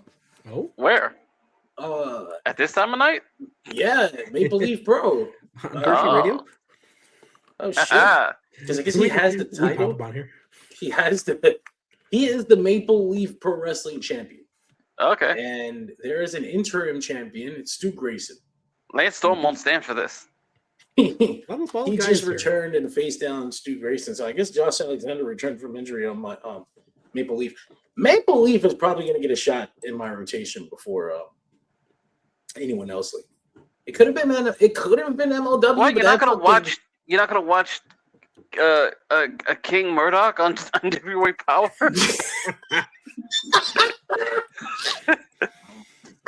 on Tubi? No, God no. God no. Anyway, that's so cold. Anyway, Maple Leaf Pro Wrestling is likely going to get a shot in my rotation before any other company. Major League Wrestling is 5 months behind in their weekly show, or 3 months, and it's like multi-months behind in the tape, where they have like different champions in real time than they do in their canon on the television. Right. So I'm like, keep that shit. And Ring of Honor TV. And Maple Leaf is getting connected to Ring of Honor. Maple Leaf, Ring of Honor is fine. Ring of Honor on through on and off whenever they had. But no, that's what I'm saying is that it's getting connected with Maple Leaf. So adding that to the rotation just makes sense. Oh, okay. I won't lie. It is essentially like they don't talk about it as much, But they've got the same situation with AEW that WWE has with TNA. It's like, yes, Scott D'Amore owns his own business. They're funding their own shit. It is theirs. But also, we have a pretty free-flowing lifeline with AEW, and they use contracted talent, and life is good. It's not that different from the old relationship that WWF had with ECW. That's right. In the 90s, they thought they were slick as fuck, though. How did Al Snow get back down there? I don't know. Man. The worst possible timing for ECW when they called Al Snow back. They were about to strap that dude. He was gonna beat. He's on his fuck, please, Vince. No. He's like, yeah, I know. That's why I called. I heard something about some styrofoam heads. We like and this is where I am. Deal with it. We're a fucking attitude up here, Paul. We like head. What do we want? We want a head, Paul. He's like, Vince, my champion has a broken arm. That sounds like a you problem, pal. Call me when they take your belt to WCW or something. Yeah. Unless Bischoff's been calling, don't talk to me. Oh man. But yeah, this Solo Sikoa thing, he so this Monday that passed, they finally dragged him back in front of Roman, and Roman is like, 2 years. Well, he said 3 years ago. It's only been a year and a half. But in Roman time, because he moves very slowly. So in Roman time, it's been 3 years. But he's like, I've done how many WrestleManias? 2 years. I've worked how many times? No, usually it's like 3 times less than that. Yeah. It's got to be 3 years. Fuck, you mean 30 matches? A year? He only counts time by WrestleManias. No, so he plays this video. It's actually pretty funny. So he's like, you were supposed to acknowledge me, like you lost the match fair and square. That was the whole deal. Like you lost Tribal Combat. You were just supposed to acknowledge me. It's been a year and a half. You had a whole life, bro. It's time. And you made new friends. Solo just kind of laughs at him, and Roman is like, "What are you laughing at, you bum ass motherfucker?" And he takes his glasses off, throws him on the floor, crushes him. Jacob beats him up. The Usos beat him up. Roman gives the Usos their own Ula Falas now. They all have like black ones. They're captains. Captains, yes. And Jacob is like, "What the fuck?" Still not as meaningful as the Shula Fala. So my thing is like, I thought Jacob didn't even want to be in the bloodline. What does he bother about? I want to be a captain now. Like, what the fuck is this shit here? Like, is this how you build tension? You just forgot his original motivation, and he's just here now. Yes. I'm mad they didn't make me a captain in the bloodline I didn't want to be in. Like, everyone's a captain or a chief except me. I fucking guess. That was what they used to build tension between Roman and Jacob this week, that he didn't get a little follow-up. I didn't get a thing I didn't want. No, man. I want to be a captain. I mean, I didn't want to join the bloodline, but he said captain. That shit sounds cool. Does that go on a bigger paycheck? Does Roman? You think Roman takes a percentage? He feels like the kind of guy in storyline takes a percentage of the paycheck. That's why Solo's not going back. I'm not giving him 25. Yeah, so he's over as fuck. But basically, they were gonna force him to join the bloodline, and he acted like he was, and he attacked Roman. The night came out. Jacob Fatu didn't help because he was mad. They didn't give him a Ula Fala. But the crowd was going wild. I made like $60 just fucking recapping it. I was like, man, you people really like Solo's go right now, huh? Interesting. If I had any faith in the WWE's creative, I would be like, man, they should really work with this guy. Do some cool shit. Finish his bloodline thing out. He could be bigger than Jey Uso. When he wanted Jey Uso to be. He could be that. I don't see it. They didn't even plan. They didn't even plan for this. He's just really good. And they were like, I mean, he's really connected with the crowd. And they're like, wow, we'll go with it for a little while. a lot of times WWE doesn't know how to handle things like that. They got to get their hands forced. You got to push them. They fuck it up a little bit first, and then you got to remind them, okay, Kofi, we want Kofi, we want Kofi, we want Kofi. You gotta you gotta nudge them in the right direction. They're not putting Daniel Bryan in the Royal Rumble. I was just gonna say, you gotta push those chants, those yes chants, like real fucking hard. Yeah, there's gonna be a moment where Solo's to go up, just kind of falls down the cart a little bit. You're gonna be like, what the fuck? You gotta keep up on it, or they're gonna let him fall down. I think it was during the Jacob Fatu program that I ended up seeing in live at the cage match that like I started seeing Funny Solo, and Funny Solo was really entertaining. Like the stuff he when he was imitating the Jacob Fatu call that I don't want to imitate because I would do it very poorly. But like you know what I'm talking about, John. Yeah, I'm not gonna imitate Jacob Fatu right now because I didn't hear exactly which part you were talking about, but I do. I was saying like the stuff I thought was really funny. When I first noticed that Solo was a funny guy, when he was imitating like Jacob Fatu's like call, his little catchphrase, and like all the funny stuff he was doing in that program leading up to SummerSlam. Yeah, I mean. Fuck. I got distracted twice while you were talking. I guess that's the sign to move on. It's fucked up because someone sent me a fucking message of bastard. And it was very compelling. I was like, wait, what? Incredible. Anyway. Yes. I get no respect. No respect at all. No respect. They took pictures of Marvel released these new collections of my favorite stories from Jonathan Hickman, and I guess Viking wrote a forward. I see. Sort of starts to spoil the movie. Oh, incredible! He's just saying like, "Oh man, these things happened in this book, and we're totally gonna try to do some of them." So. It's what it is. It happened at the worst time. Anyway, we're back. We're talking about Samoans. Samoans. It seems like we've been talking about Samoans since we started this podcast. Yeah, it's been a while. Literally day one. Yeah, it's the whole storyline has gone on as long as this podcast has. It's the Bloodline podcast. It's pretty wild, though. Imagine, there's other storylines in history that have gone this long. You know, it's just interesting. This thing has existed this long in WWE. Like this, when did it start? 2020? 2020, yeah. Shit. 6 years this gang of Samoans has existed television, and it grows. They just added Zilla Fatu.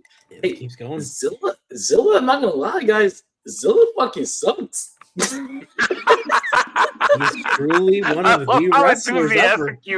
I love how enthusiastic you were in your facial expression to tell us how bad he was. You were so happy to tell us. Here's the thing, man. That guy, like you, he's awful.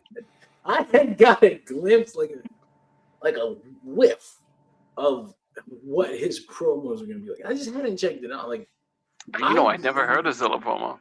I knew enough I'd seen clips, and I was like, okay, he's young. I'm not gonna be as hard on him as other people are, but he's gonna really need that NXT training, that PC training. What was it you said last time? He's 5 years from being 5 years away from NXT. It's skill wise, but what does it matter? Right? They hire people with no skill. They hire volleyball players and shit. Like they turn them into fucking Soul Ruka. Sure. And I was gonna say, especially with the style these days, they've hired like gymnasts who are like, well, we're gonna teach you how to do those flips you do. Yeah, and then they go up to the roster and they actually can't tell a story in the ring, and you're like, what? But these flips though. And I was blaming her. Actually, she sucks. What? But you didn't teach her. That's on you for not teaching. I did a little bit of extracurricular research for us in terms of, we were talking how long this Bloodline storyline has gone on. Of course, the entirety of the Dirt Sheet Radio podcast, one of the greatest of all time. But, it also has lasted longer than the Attitude Era. It has lasted longer than the NWO and WCW. And I think it even is including its WWE time as well. And has it lasted longer than the Confederacy? Yes, it lasts longer than Confederacy, longer than the American Civil War, longer than World War I, longer than Nirvana's mainstream career. Holy shit. That was dark, sir. Well, that one came to an end a bit early. That's the thing. Shut up, John. Maybe we don't get that. Don't entertain this. It's true, though. Well, they are still going to. It doesn't look like it's anywhere near an ending. We got a year left and 2 years left of this motherfucker. Yeah, but I don't think your Roman says the bloodline doesn't end. Now that we've acknowledged the Samoans as the bloodline forevermore, if there's multiple Samoans on television, they're related. Yeah. In a way, the angle, it'll probably never take on this strength ever again. Like, in a way, the bloodline is an everlasting gimmick, right? Yeah. As long as they got Samoans that are willing to wrestle, and as long as they don't decide they all like car salesmanship one day, and we just the Anoa'i family has a new passion. We sell cars. Can we find? It can happen though. I mean, for as long as they're interested. Grandma Anoa'i has the car dealership that we don't know about. Yeah. Roman's got like 9 kids, bro. It's going on forever. And how many does Jacob have? Jacob is another one. He's got like 7. I mean, Roman doesn't actually have 9. It's something ridiculous. It's like 4. Okay. Jacob is the one that has like 7. Some shit. How many kids did Jacob have? Multiple children. He's got to feed them all. They all have children though. There's lots of Samoan babies right now. Like there's so many Samoan babies. They got a fucking Samoan baby bloodline. Naomi had a baby. Big Jim, yep. Like Big Jim. Too, Big Jim took Naomi from us at the height of her powers. Jada Parker's not careful. I kept that one to myself. If the thought had come to mind. My hat muted me. I was gonna say Jada Parker's not careful. She might be next. But Jada Parker pumping out the next generation before hers begins. So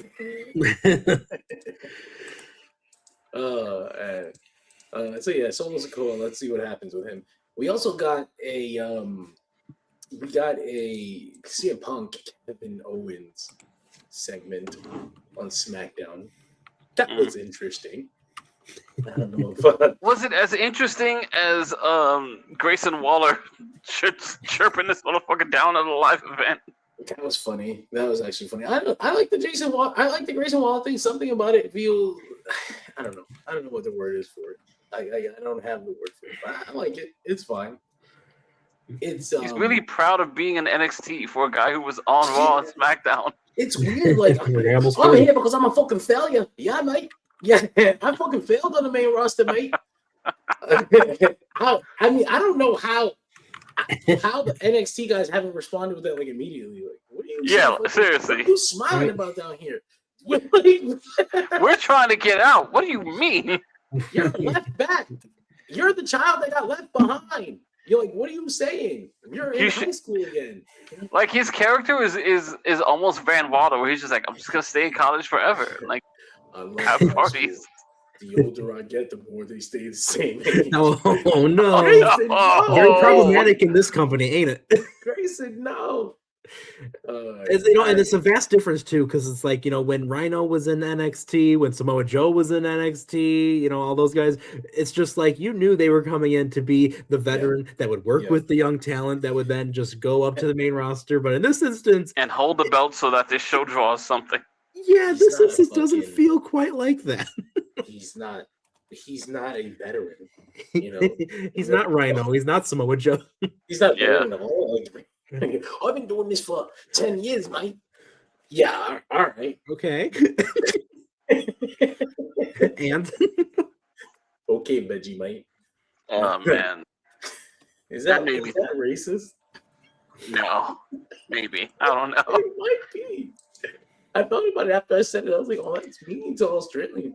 That made me think about something that you said that, and I'll try not to get too far from the punk thing, but like there seems to be such a massive conversation about youth and the use of guys of a younger age in pro wrestling, and like I was watching the match between Bret Hart and Bulldog at SummerSlam, and Bret Hart's like 35 in that match, God damn. and is just breaking out of the Intercontinental title scene. God, So like when people talk about using guys while they're young, I'm just like 30 something used to be young in pro wrestling. remember, for the longest time, they used to say no one under 40 could draw. Yeah. yeah, I think we need to be getting away from that mentality overall in all aspects of life. We gotta. People get old. People get old, and they go for too long, and then they get horrible things that happen to them. Yeah. No, that's can also true as well. But, like it was interesting to think about, like the times in people's ages that was weird. The times in people's ages where they decide that you are ready has changed Oh, drastically. This is You weird. know, The John, it just stays like this. yeah. Like the periods of time that have been lauded and raised up so high about when Ric Flair was on top again was pushing 40. When Ric Flair's on top, you got to get him off you because he's old and his heart might give out. You got to get in front of the old man. Not again. Get me off the goddamn thing like this.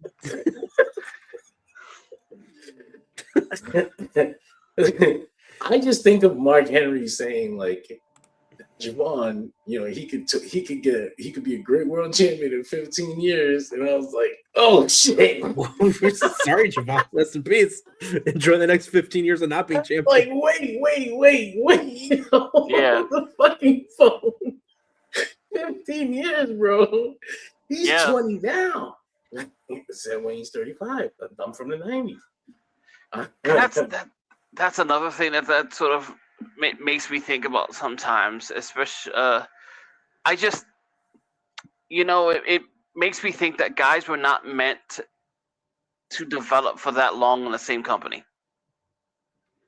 Well, when you're that young, you're meant to be a journeyman. Like, you're meant to be gathering experience. Yeah. You know, you're supposed to be in. It used to be you go to Mexico, you go to Europe, you go to Japan, maybe you hit a little Germany while you're in Europe, and you come on back to America, and one of the big companies will take you. You got a lot of skills and shit. Or you stay in Mexico, or you stay in Japan, which does happen to some of them. Yeah. And they make a fucking long career out of it. But now they sign you when you're 17. Like, Yeah. we got you, You're nigga. an Like, I don't know what to athletic say. prospect, and you're stuck forever. I always said one of the biggest drawbacks to Randy Orton was that he did too much too fast, and then by the time he was a 10-year vet, like there was nothing interesting for him to do. It's still so funny watching matches on like, you know, like Jacked or Velocity or Heat or whatnot. It's like, why is Randy Orton here? And it's like 2002 with the WWF logo, and you realize, wow, he really has been around a long time. Yeah, he's seen things. Yeah. I think more contemporary, I think Pete Dunne and Tyler Bate. Yeah. Pete Dunne and Tyler Bate got signed so early, and they pretty much wasted their entire primes. Like, gone.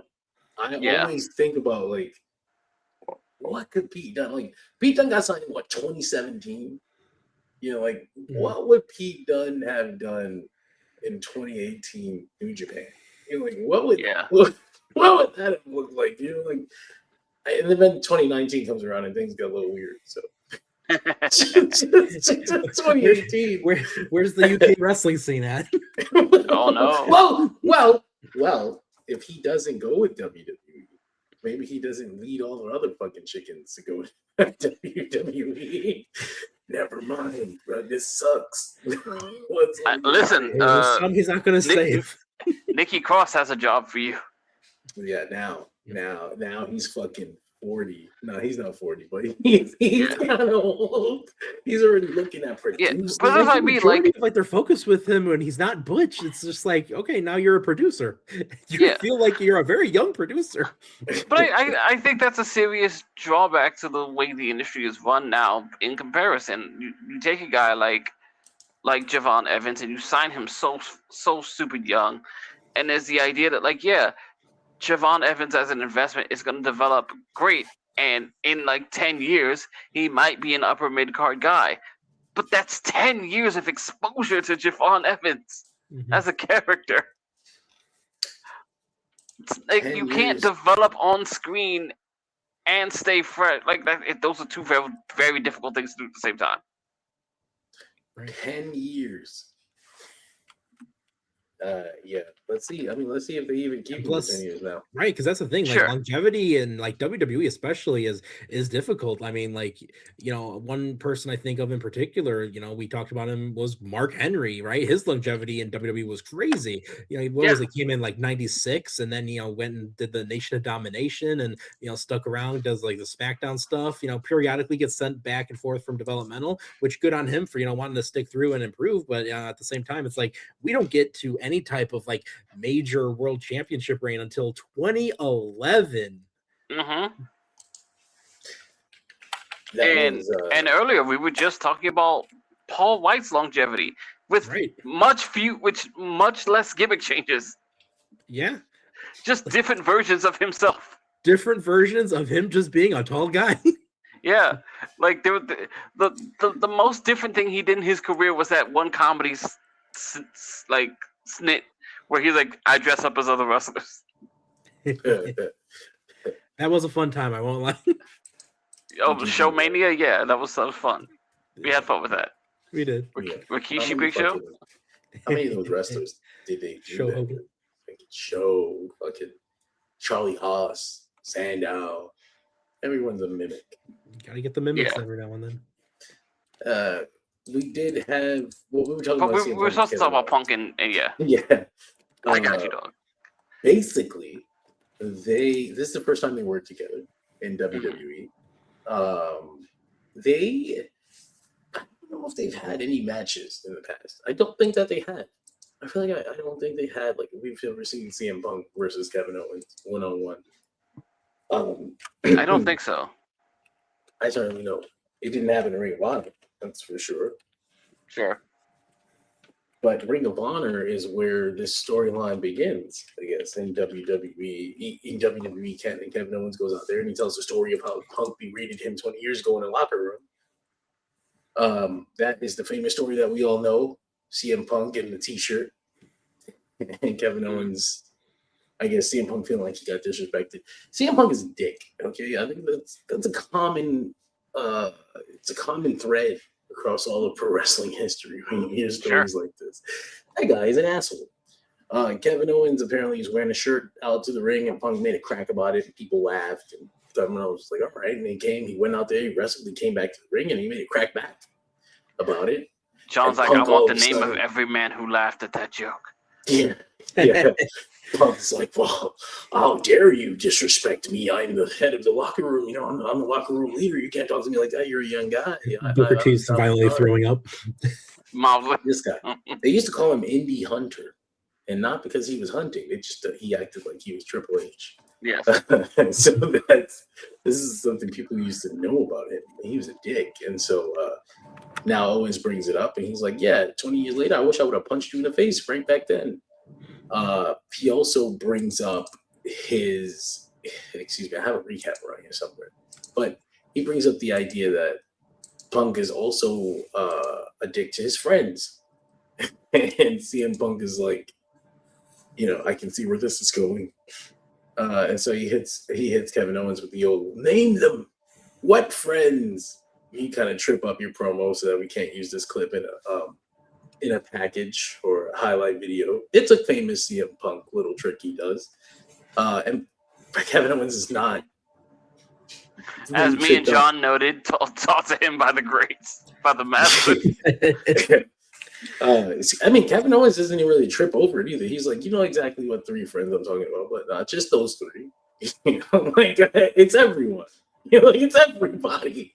You're just an asshole. But yeah, there's an element to that. Obviously, and I don't know how they feel about each other directly, but I know those motherfuckers are not friends. I know that they're not friends because Kevin Owens is friends with people that CM Punk will never be friends with. And not just the Young Bucks. You're talking about 20 years ago when the situation happened with CM Punk and the podcast and Cole Cabana, and he told Cole, don't worry, they'll never sue. If they sue, I'll pay for the legal fees. And then they did sue, and then he did pay the legal fees until Punk, I guess, was legally advised to cut ties with anyone who works at WWE or who's associated with WWE, and that's like famously dropped every single one of his friends and wouldn't talk to them anymore. And he expected Cole Cabana to do the same. And Cole Cabana goes out, I guess he goes out to eat pizza with his friends. And Sami Zayn, who had just signed with NXT. And CM Punk gets wind of this, and he immediately cuts ties with Cole Cabana, refuses to pay his legal fees anymore, and history would happen from there. So Kevin Owens is a pretty important part of the catalyst to a lot of fucking things that happen in pro wrestling history. That's a pretty funny, pretty interesting thing. And it's kind of hard to ignore it, even if you're on WWE. So they did make small references to it. And that was fine. It was a decent promo. But you could tell when CM Punk, which is so funny. Like, it's so funny. He's got these issues, like this border, this please don't cross this boundary in my promos. It's like, wow, you never seem to have that respect in the other direction your whole career. That's crazy where this came from now, all of a sudden. But it exists, and you see it here, and you saw it earlier in the year when he made the crack about Roman's dead dad, and like everyone just expected like with the rule of escalation, we all know what Roman's got to say next. It just never happened. And I was like, oh, okay, I think we found a boundary, another boundary, a thing you can't talk about. He's not gonna like it. Because word comes out from the CM Punk camp. Of course, it'll come out. The sheets are going to hear about it, brother, and I don't know how. How did this happen? Just someone from his camp. But and it's always his camp. Cool. No one else has a camp, just Punk. I thought maybe someone reminds me of the Team Taz stuff. It was fine. It was a decent promo. I think other people were really high on it. I was less high. I thought it felt like they had handcuffs on Kevin Owens. That CM Punk didn't. Then Punk goes and calls him fat and all that stuff, and I was like, oh, that's really cheap. It doesn't have any substance. And he's not even fat anymore. Things that you kind of get taught not to do. Don't be a bully, Punk. Be a star. You talk about you don't usually talk about someone's looks unless it's like part of their gimmick. Like, you're ugly. That's your thing, that you're ugly. So you go, you ugly fuck. But if it's ugly and nobody ever talks about it, you're not supposed to call him ugly because now everyone's gonna talk about it. Which just happens the same weekend, by the way, where Michelle McCool's going on and on about how much she hated the Piggy James storyline and wishes that she could have not done that. Sure. Again, this is also funny to me because once again, lessons passed down from the master. Hunter calling Punk skinny fat on TV. That was one thing people pointed out immediately because I was like, well, there goes CM Punk with a little trick again. And they're like, you know who we learned that from? Triple fucking H. You learned that Triple H did it to him in 2011. Who do you think approved your little best in the world shirts and all that? Do you remember that shit? Yeah. CM Punk took note of that. Who do you think let you have your little theme music? You know? The contract. Yeah, that was actually. I have to go back and watch some of that stuff, knowing now in hindsight that Triple H was not trying to bury CM Punk, like actively trying to bury this man, and then actively trying to physically assault him. Yes. Yeah. I got to go back and watch that. Anyway, So CM Punk does the same thing. And I'm like, wow, look at you. Like, look at who you became. Everything he always wanted to be. Congratulations, you fucking piece of shit. Anyway, Kevin Owens and CM Punk are going to have the world title match on Friday. Say what you feel, on John. SmackDown. And I was like, okay, well, that's not good for Kevin Owens. This is not, I don't think this is going to end well for you, Kevin. It is in Montreal, I think. It's in Canada. I know it's in Canada, but I don't know if it's in Montreal or Toronto. It's in one of the big cities. And that's why Kevin Owens is main eventing against CM Punk. I don't like when we do, like, we did a big ass deal for his return at SummerSlam, and he just gave him his title shot like 2 weeks later on TV. I hate when Tony does that. Because you got to main event the Canada show, brother. Yeah, it's fucking losing. I hate to know it in advance. Yeah, I imagine something he'll move on to something. I don't think these two like working with each other. It feels like the running thing when it comes to CM Punk matches lately.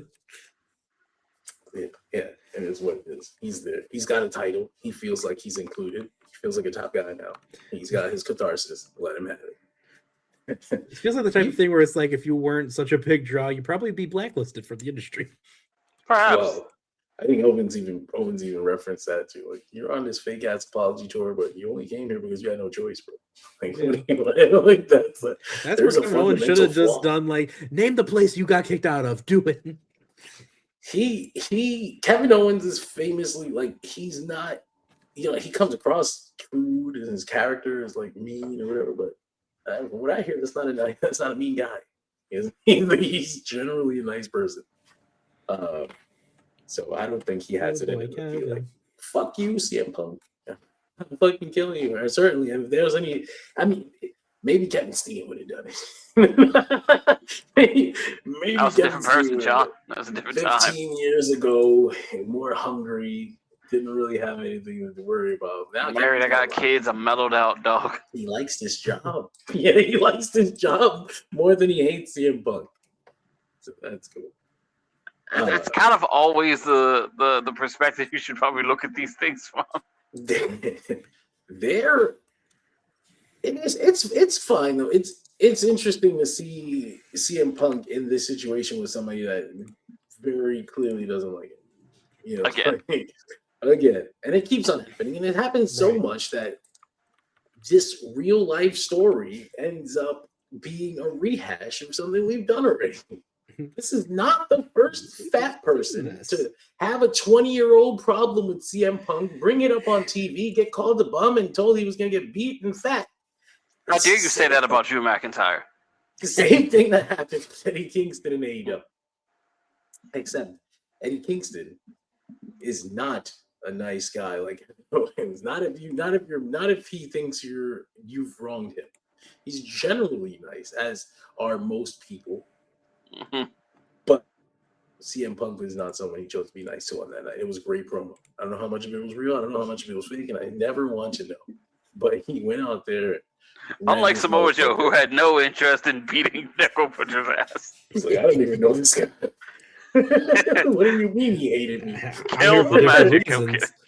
I'm kidding. Yeah, and he told him in no uncertain terms, I don't like you. The locker room doesn't like you. We don't want you here. We never wanted you here. I fucked you up 20 years ago. I'm going to fuck you up next week. and always did a version of that.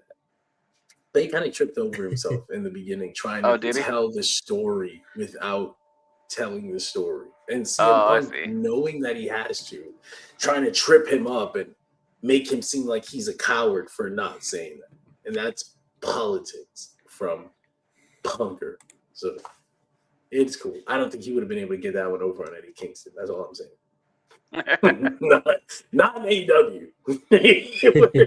Like, you can just say whatever the fuck you want. Yeah. Go ahead and say it. Okay, I will. And I will. I don't know. You know I am. It's just that thing about Punk bothers me, man. And it's like, yeah, he grew up having things like that done to him, and that's where he learned it from, and that's who he always wanted to be. But John, son of a bitch, you acting like you really did end up being exactly like all the other people you had the issue with. It's like, wow, I mean, I shouldn't be surprised, but it does still tickle something inside of me. Like, you scumbag. Anyway, Which itself is not punk rock. well, no, it's not. Anyway, is that the last WWE thing we had on the list? I think so. I am looking at it now, and that is it. Sorry, WWE fans, we're all out of time. Back to the good stuff. We had a couple other things to talk about. Ruby Soho might be returning to the ring. Ruby Soho. I wonder if they still have that license because they are not cool with Lars Fredrickson anymore, right? Are we not? Well, no, he was cool with them because CM Punk was cool with them. And Sure, but like Ruby was personally cool with Lars, so maybe that's the deal. that might be enough to overcome. I mean, they do tend to do their deals for music in perpetuity, so I'm sure he probably still has access to it. Well, yeah, well, for like archive stuff, but like if she returns on Dynamite, and they would have to renegotiate because it's been a long time. You're gonna get the What is that? Mikey Is that Ruckus confirmed? remixed? We get the Mikey Ruckus version. Ooh, Yeah. ooh. As long as she's still cool, I'm sure it's fine. Ruby, so. He's gonna be like, no, and get out of that company. I imagine because he's so close with CM Punk, and I'm sure CM Punk told him all these horrible things. I think that company's evil too, and you know, I mean, shit. Knowing the way CM Punk is, he'll fuck around and cut the friendship off if he makes a deal with AEW. How dare you take that money? I can't be your friend Implies anymore. that's even already hasn't happened. You chose them over me. Like, no, I just it's a music deal. You chose It's money, them dog. over me. You're not paying me. Like, what the fuck? How many bookings? Which one contacted you? Say their names. You can by ourselves and selling out what? A stadium? Like, please, we got to do festivals, Punk. I got to get paid. Conversely, you have a Living Color who contacted Punk before they sent anything back to AEW. Like, what is this? They want to use the song? We're not. Hello? Is there something happening? Like, you should probably just let me use it. What? Oh god, that's so good. Anyway, we'll see what happens with the music. But the point is that after 2 years, she's been, she went out, she had a baby, she raised it. It's not done being raised, but she's had enough. She's Cool been hand a baby Ange. long enough that she feels like coming back.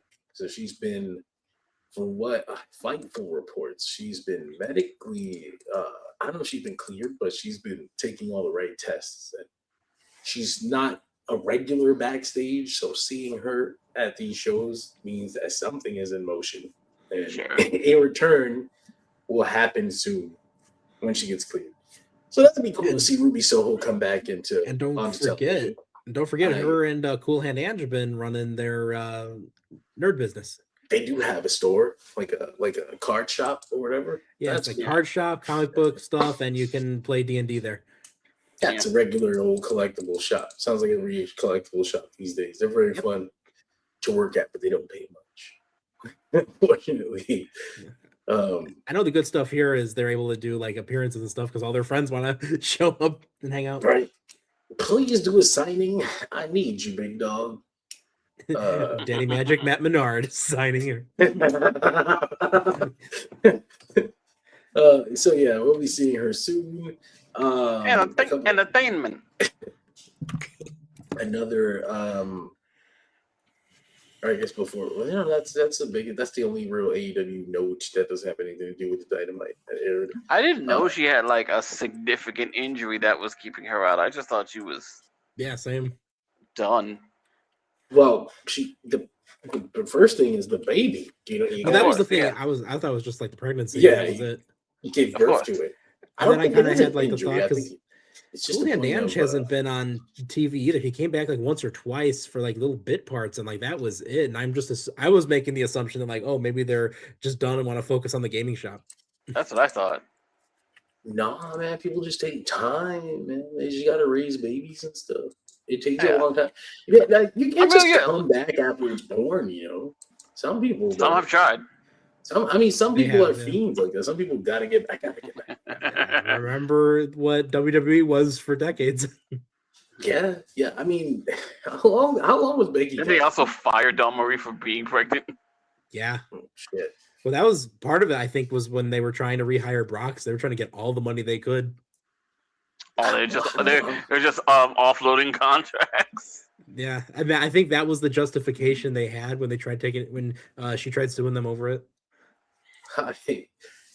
Yeah, you figure I'm thinking of like Tony Storm now, like who we're never gonna see again. Yeah, that's opening a gaming shop with juice. That's crazy. It's like right across the street. They're like actually competing.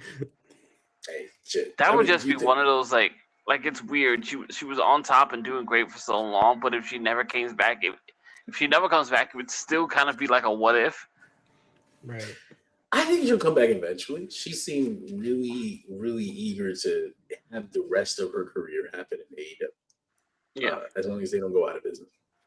Yeah. I think she'll be back eventually. It's just not going to happen for literally years, which is kind of crazy to think about, but it is what it is. It was so sudden too. It's just very interesting. Right. Yeah, it happens, man. You just you just get sometimes, you have a little too much fun, and all of a sudden you're pregnant. Like, oh, I mean, I agree. It's just that's always been my take on it. Like, man, this happened so fast. It's so interesting. Have we ever confirmed like what it was that like why she's out? No, but yeah, we can't exactly confirm something like that. I don't think it's how you ask about it. And nobody is social media. Nobody's getting heavy on the social media and giving shit away. Someday, just do what they did with Antonio Inoki. Just bring in AI Tony Storm. No. Oh God, no. The G1 Climax almost ruined it. Holy mother of Uncanny Valley. I was having a great time. I was like, wow, this is such a great summer, man. New Japan has been so good. I've been staying up all these nights, but you know what? It's been worth it to see the Lion roar again.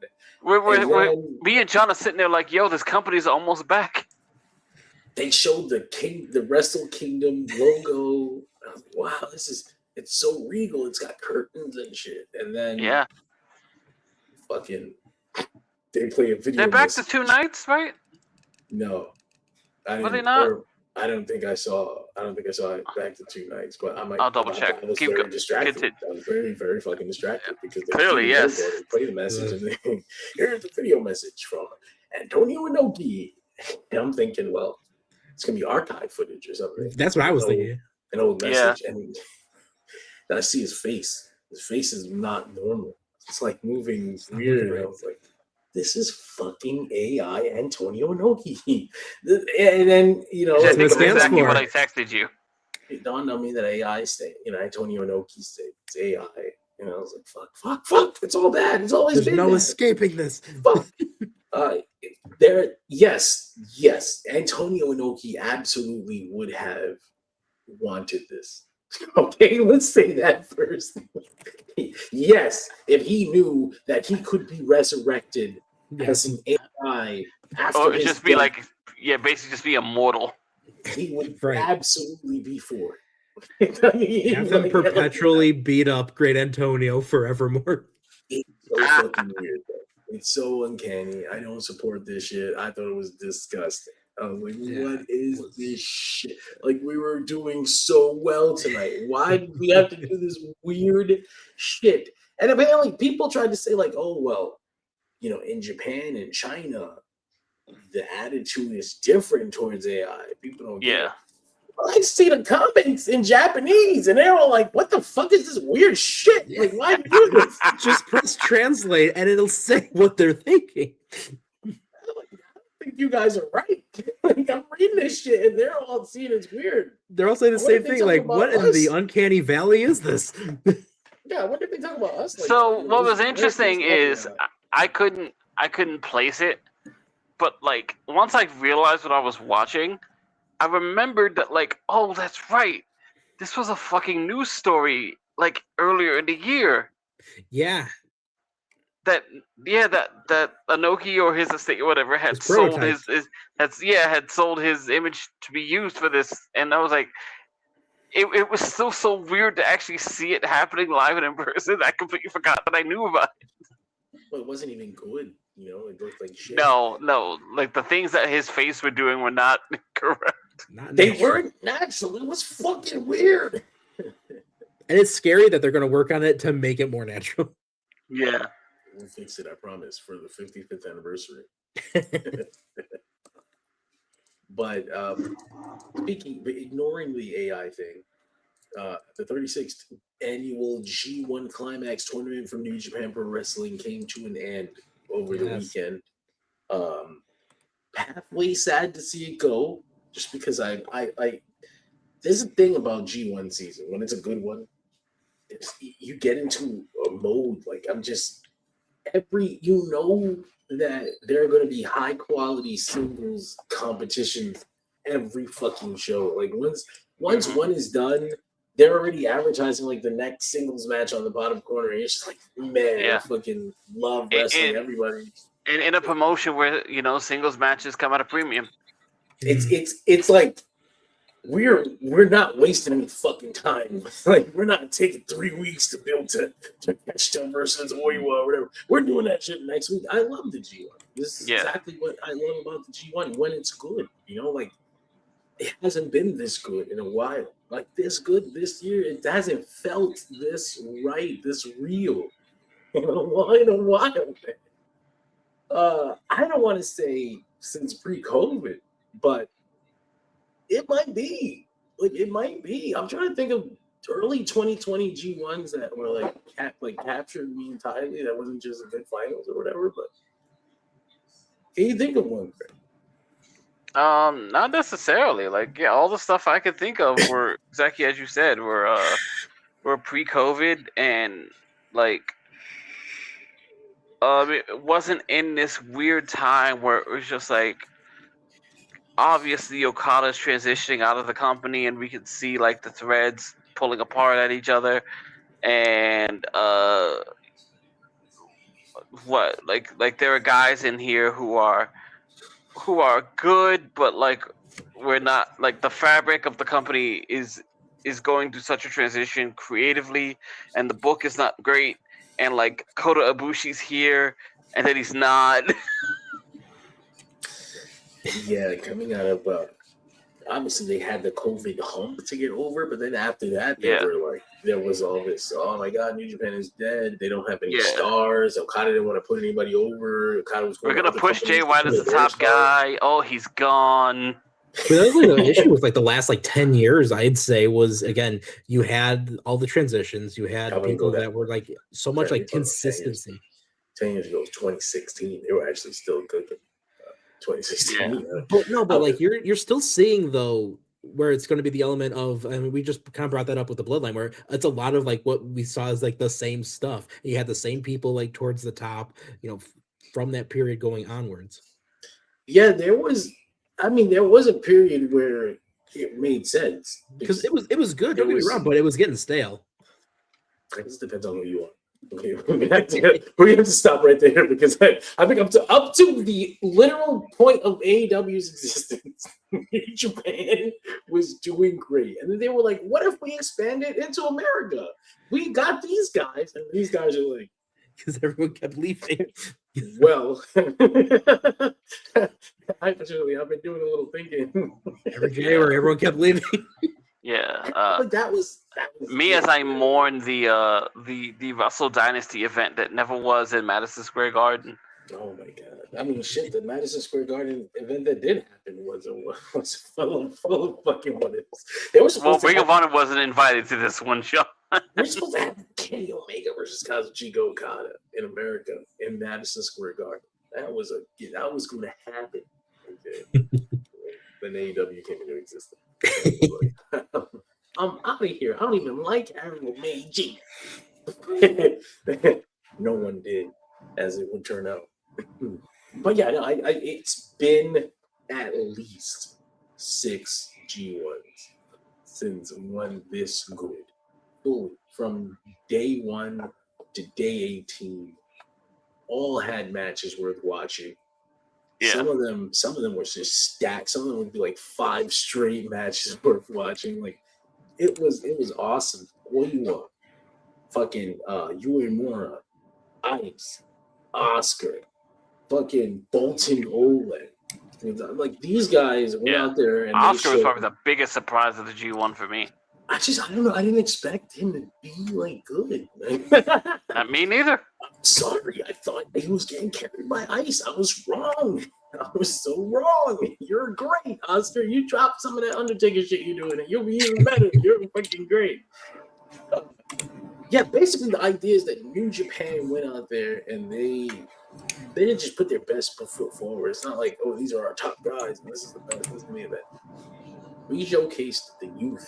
We showcased what we have and what we will have for a long time. This isn't somebody that's got 3 years left. This is somebody with 10 years. This is somebody with 15 years. This is our future. This is New Japan. New Japan is going to be fucking okay. New Japan, we have our stars. That G1 Finals didn't need an AEW guy. It didn't need a guy who was former world champion. It didn't need the current world champion. It didn't need a champ now. It was like, this is what New Japan is in 2026. This is New Japan Pro Wrestling today. This is New Japan, and this is the best of New Japan.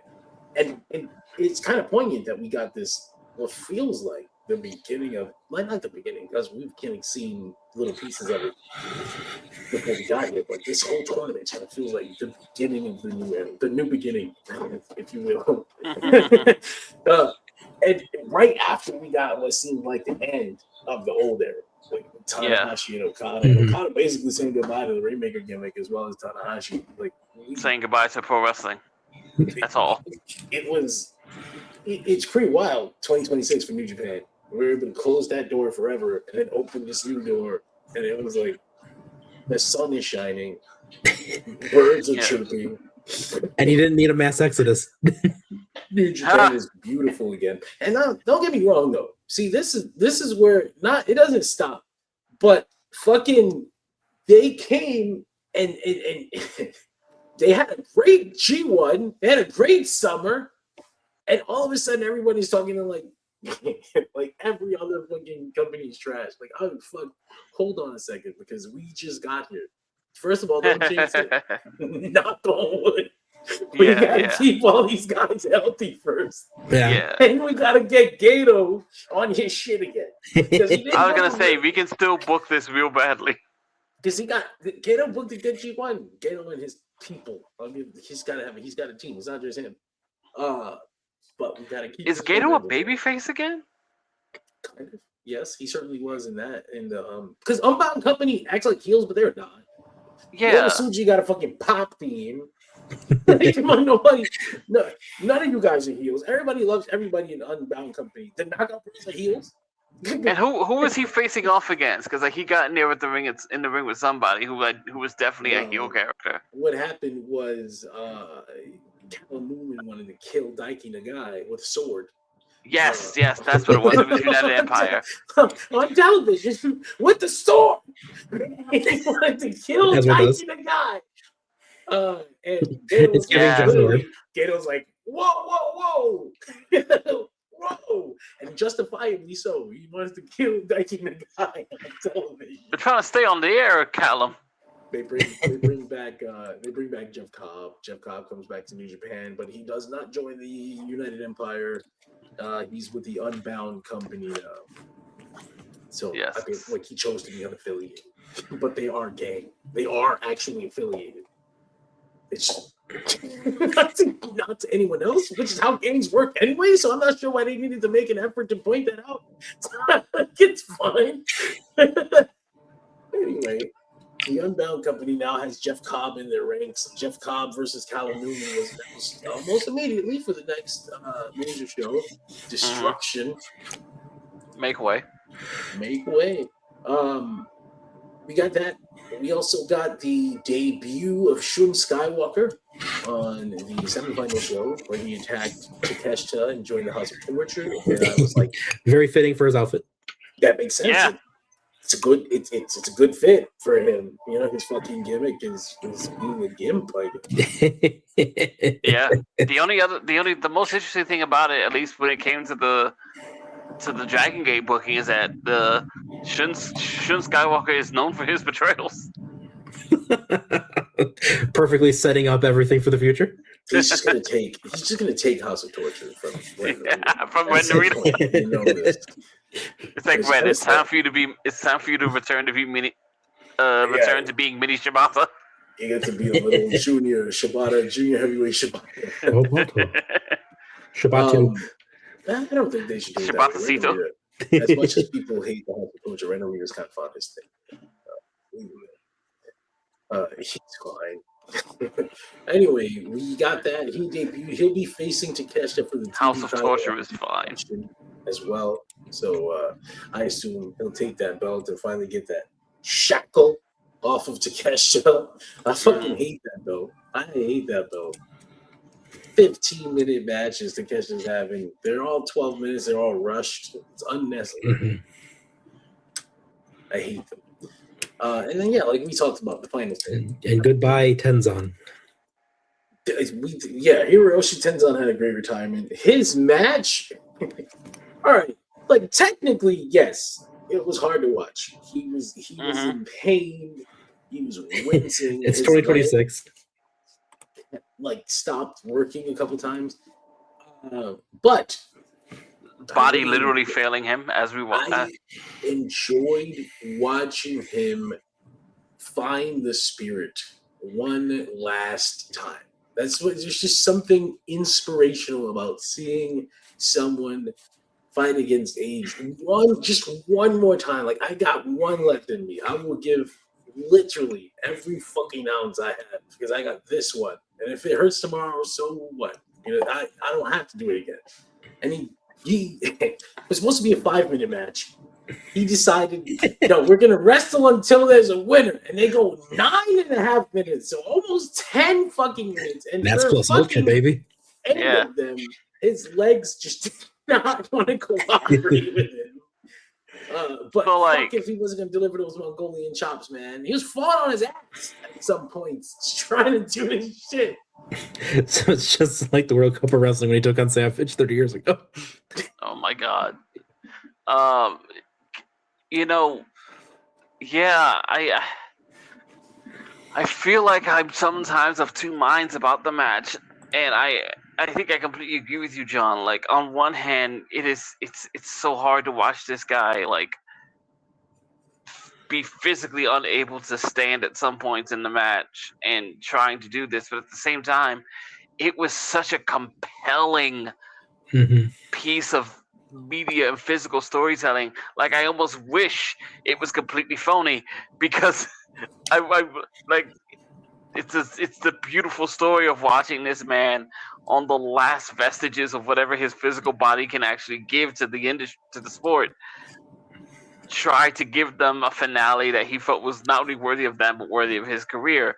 And that was a very, like, the most beautiful thing in the world. And like it genuinely made me emotional. It was like there was a part where Tenzan falls down and Kojima is like, screw you, get on your feet. Stand up, Tenzan, and fight. He's just like great. crawling back to his feet to get up and face Kojima. I was like, oh, god damn it. Like, he's actually really falling down, but I'm feeling this performance. That is two legends going at it. He was legit dying, but then the match was structured to take advantage of that, because like he's fighting through it, and Kojima's also beating the shit out of him, and he's hitting him with lariats and cutters and shit. And I think he hit him with a Koji cutter. He hit him with a lariat, and you think that he hit him with a Koji cutter scared the shit out of me because Tenzan's leg went in no direction. I was like, whoa, that was not right. That's the thing I wanted to say is it's the tale of two legends, and they're both in like very different like cases for their bodies at this point. Yes. Yeah, that's one of the craziest things about it. That their careers are tied together intrinsically, but they are in completely different physical places. Well, it's the bread. I think it's clear. That's what it is. Clear that the Right amount of bread- orange. Tenzan was not eating bread like Kojima was eating bread. You joined the bread club. You joined the fucking bread club. Well, yeah, no, Kojima just looks youthful still. Like he can move. He still goes. He's international. He's on excursions left and right.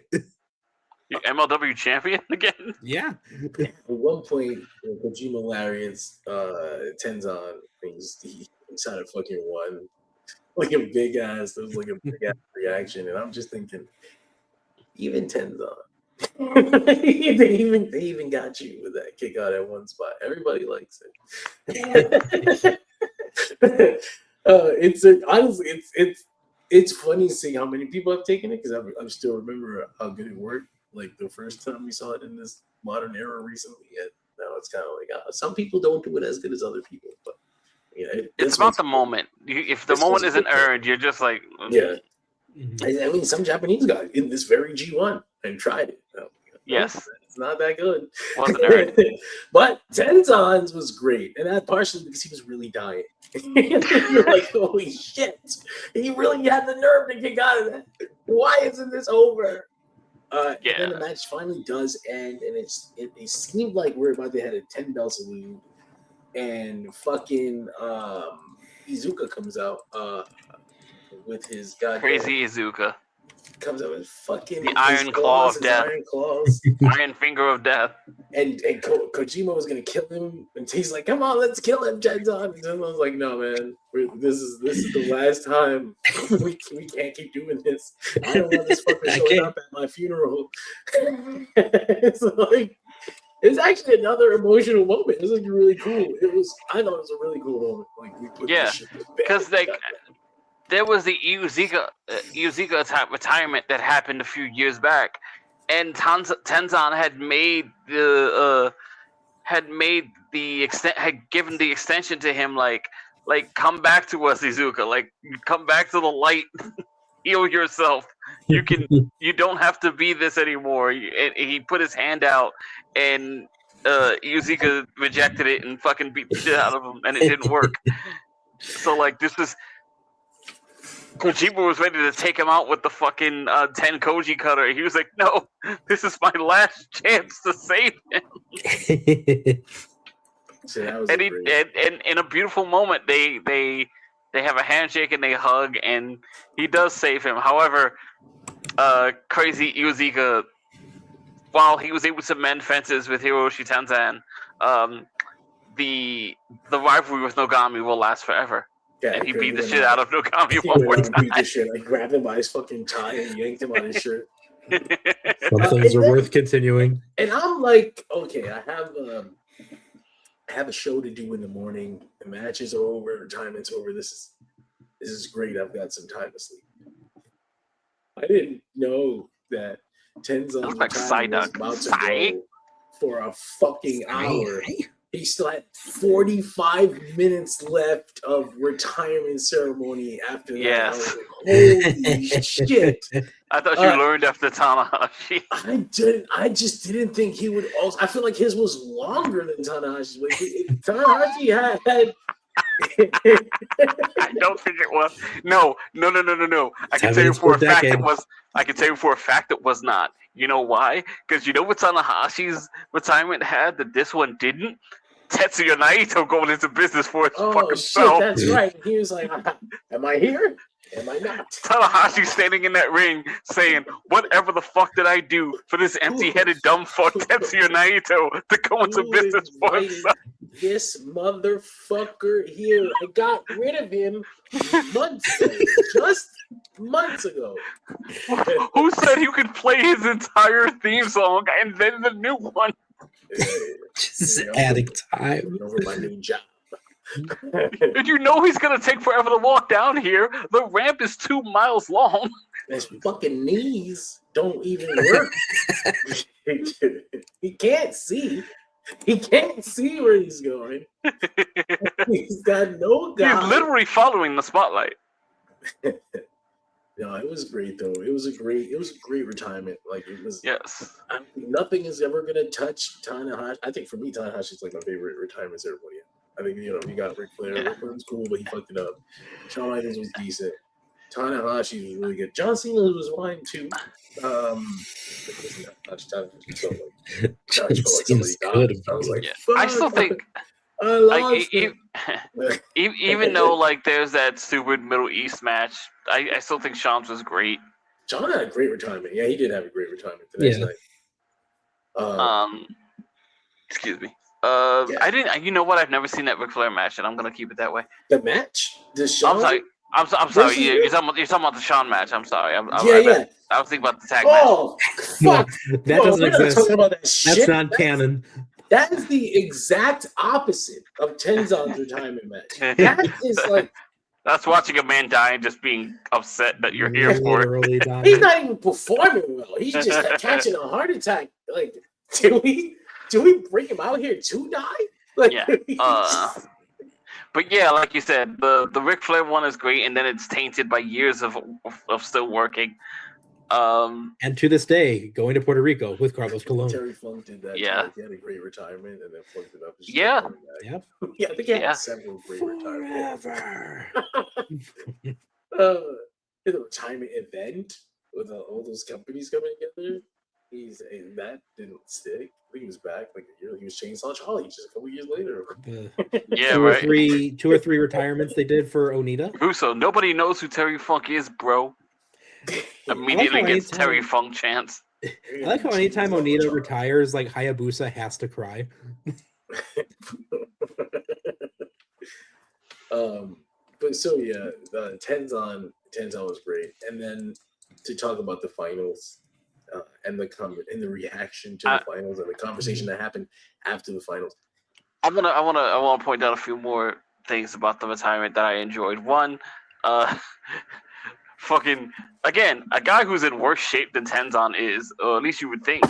Masahiro Chono gets up to talk, and he's standing there as like Tenzon fights to keep his balance. It was like, someone get him a chair. I think also Riki Choshu, who does not make public appearances, immediately gets behind Tenzon and holds his arm so that they can double team him. That was hilarious.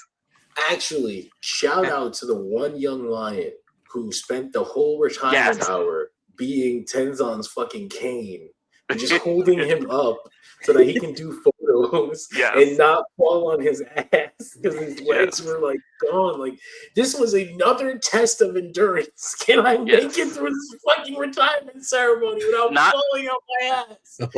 Not only is that young lion getting extra sushi, but he's probably getting the push first. Yeah, exactly. Cane boy. Yeah, I like it. Getting the peak excursion. I also wanted to point out something I said to John just because it made me laugh as it was happening. They trotted out all these retired guys that have connections to Hiroshi Tenzon's career, except the one guy who is not retired and is older than all of them, Tatsumi Fujinami, still going today. I'm here looking for a booking. Fujinami, sit your ass down. That's, oh no.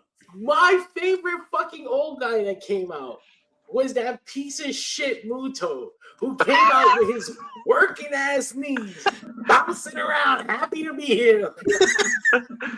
I got new knees. He's doing the new shoes dance on the Boondocks. New shoes. Tanahashi, Tenzon, imagine doing this. In the ring, looking at him like, it's just piece of shit. Fuck you.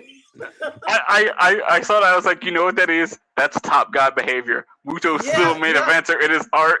He was reaching out, giving fives to everybody. It's like, look at this motherfucker.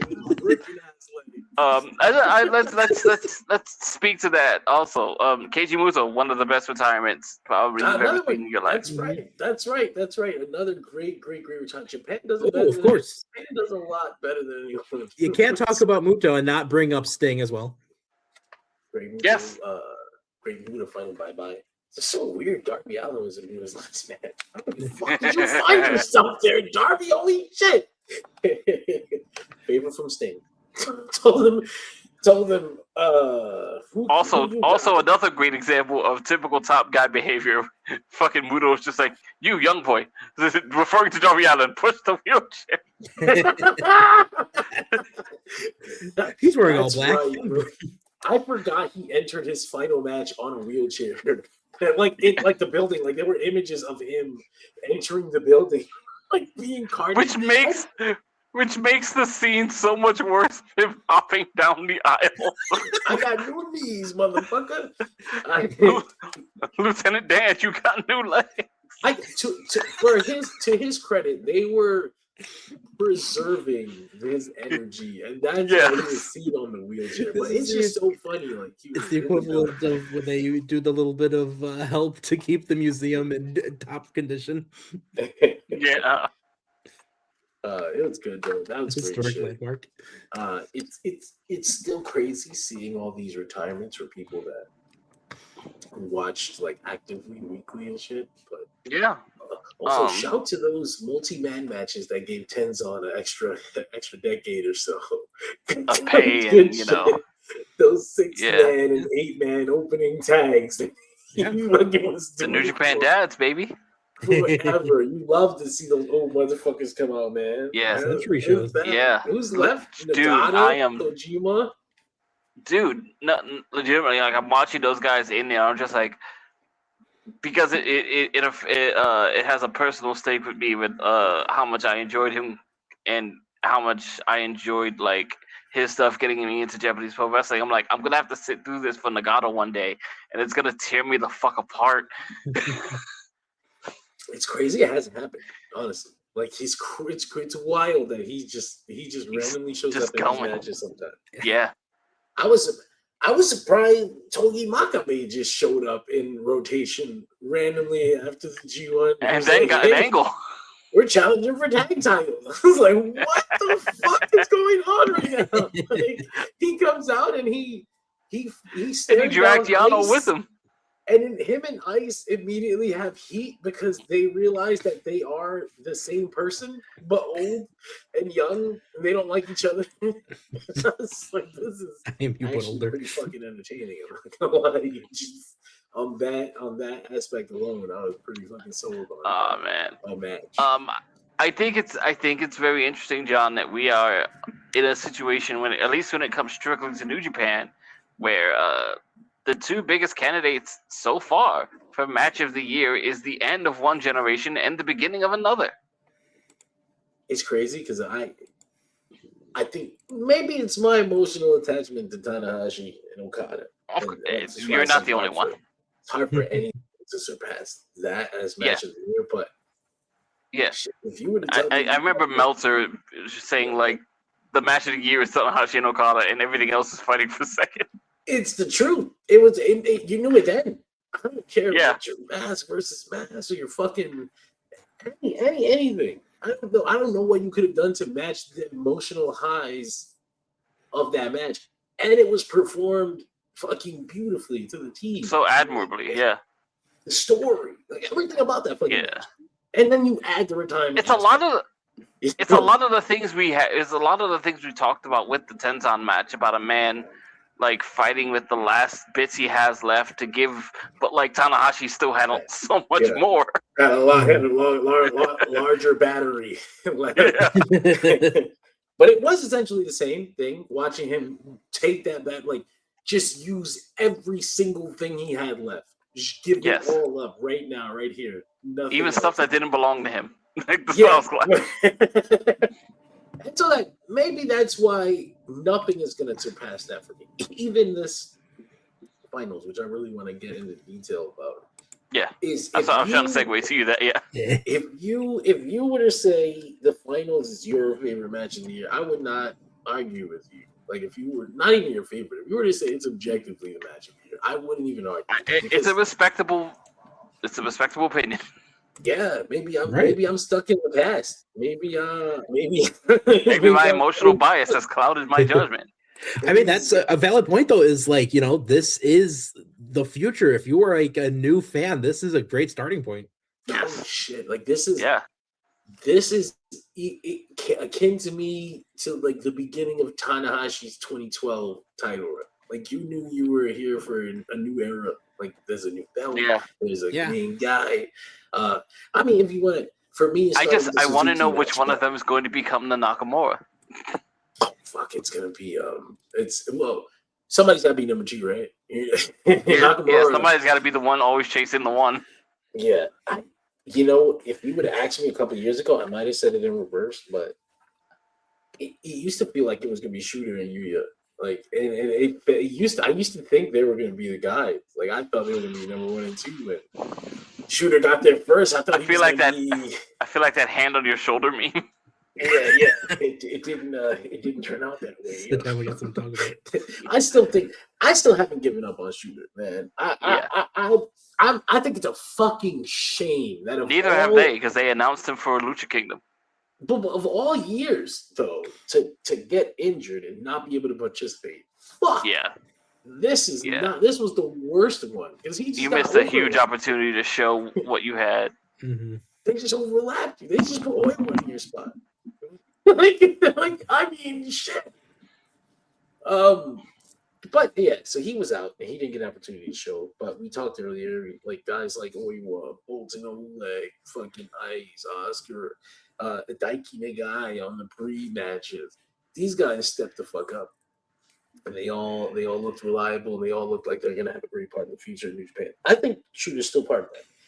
I think we need to rework his character a little bit. I think maybe send him. I think he can be a massive part of it, but he can't be a part of it being the same that he is now. If it was up to me, if I somehow was able to negotiate things, I would probably speak with. I would want to have a meeting with like AEW. Let's sit down. Let's talk. I want to chart something out. I want to send this kid away, but I don't want him to do bullshit because he already did that. Like we already did the full excursion where he was just doing bullshit out there. Like if you're gonna send him away, it's got to be to spend time developing him into something somewhere else, so that when he comes back, he's a new thing, and preferably with some momentum. Sure. The Great Muta was an experiment they did out west, and it became a thing that was very successful. Absolutely. Hayabusa was a thing Eiji Izaki did just to get booked in Mexico, and it became the thing he took with him for the rest of his career. Yeah, I'm not saying Shooter's got to put on a fucking mask, but no, he's got to become somebody. Well, maybe. Maybe the face paint. Okay, maybe the face paint. Okay. We're keeping the face paint on the board, ladies and gentlemen. Because you know what's going to happen? He's going to go to Mexico. He's going to get overshadowed by Utani fucking around. Shit. No.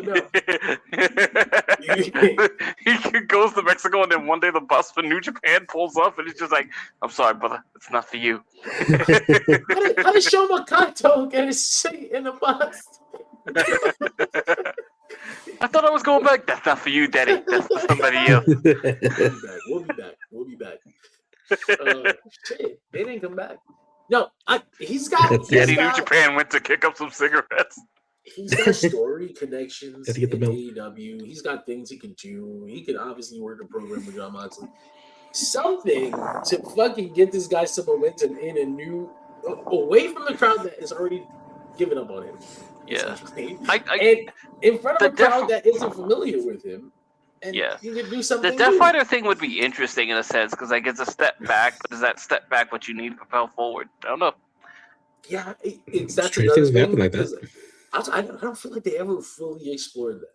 I feel like no one ever we never really took it to the end. Like just ended this, completely separated him. Like he did come out one day dressed in white and deciding that I'm different now, but he still had like a jacket he carried around. It was a thing he declared instead of a thing that happened. You know, like I like to see things happen. Development doesn't count just because you told me it did. Like it's exposition. Yeah. I agree with that. I agreed with that in several directions. It was my problem with NXT when they just told me that Sami Zayn and Kevin Owens were friends. They're cool, Greg. They always have been. They've known each other for years, Greg. Okay. I don't know why he attacked him in this very second appearance or first. Just the two of them. So yeah, this final. The finals between Yuya Uemura and Ryohei Oiwa basically encapsulated what the whole tournament was, which is again another little beautiful piece of storytelling. Like Headlock hangover. Everything all 18 days did, but in that one match, which I love you guys. That's fucking awesome. But then there was the work, the actual work. They go in there, and essentially it was one guy trying to work his way to a headlock versus another guy trying to work his way to a wrist lock. And in there, or various forms of armbar. Yeah, he's trying to rip an armbar. All the fundamentals and all the basics. But also, it wasn't like, I feel like some people are talking about it like we just watched fucking Frank Gotch and like fucking like straight up old 1900 style wrestling. Like it was, or at least in the New Japan sense, the return of Inoki versus Billy Robinson. Yeah, like it still had its modern flavor. Like, because if you hear this description for some people, they're gonna be like, "The fuck? Like, why is everybody talking about this? It's just a fucking headline." Yes, but it wasn't that, all right? It was that we were able to tell such a compelling story with fundamental moves, but it wasn't just the moves. It was the people that were doing the moves. It was the story they were telling. Yeah. It wasn't that Will Ospreay should fucking do a headlock as a finisher now. Like that's not the lesson we should be taking from this match. No. Right. Although some people might be served with that lesson to some degree. Sure. That's at least the lesson of simplicity. Yeah, the lesson that you can do less and get more from the crowd. I think it's just a general thing people should always think about. Yeah, that's just like. But I don't think everyone should walk away from this match thinking like I gotta have that kind of match. Like I'm gonna make the head scissors into my finisher. Like it's not gonna work for you, buddy. Oiwa spent the entire tournament getting that fucking headlock over. Okay. Yeah. That's not how many other opportunities do you have to spend 18 days straight getting something over? Not 18 weeks on television. Oh, 1 week, 18 days in a fucking row to build to that. Like that's the thing. I mean, if you just saw the finals, you might think like, oh wow, this is the headlock guy. He started using this shit. Which is funny too, because which is kind of funny too, because I maybe there's an element of truth to it. Well, maybe it was just the work. I started thinking that he was going to the headlock because he had that rib injury earlier in the tournament. And this was something he could do that like he couldn't do the grip, which is the rotating cyclone lariat. But I thought he was just like, I can't do this, so I'm gonna do this.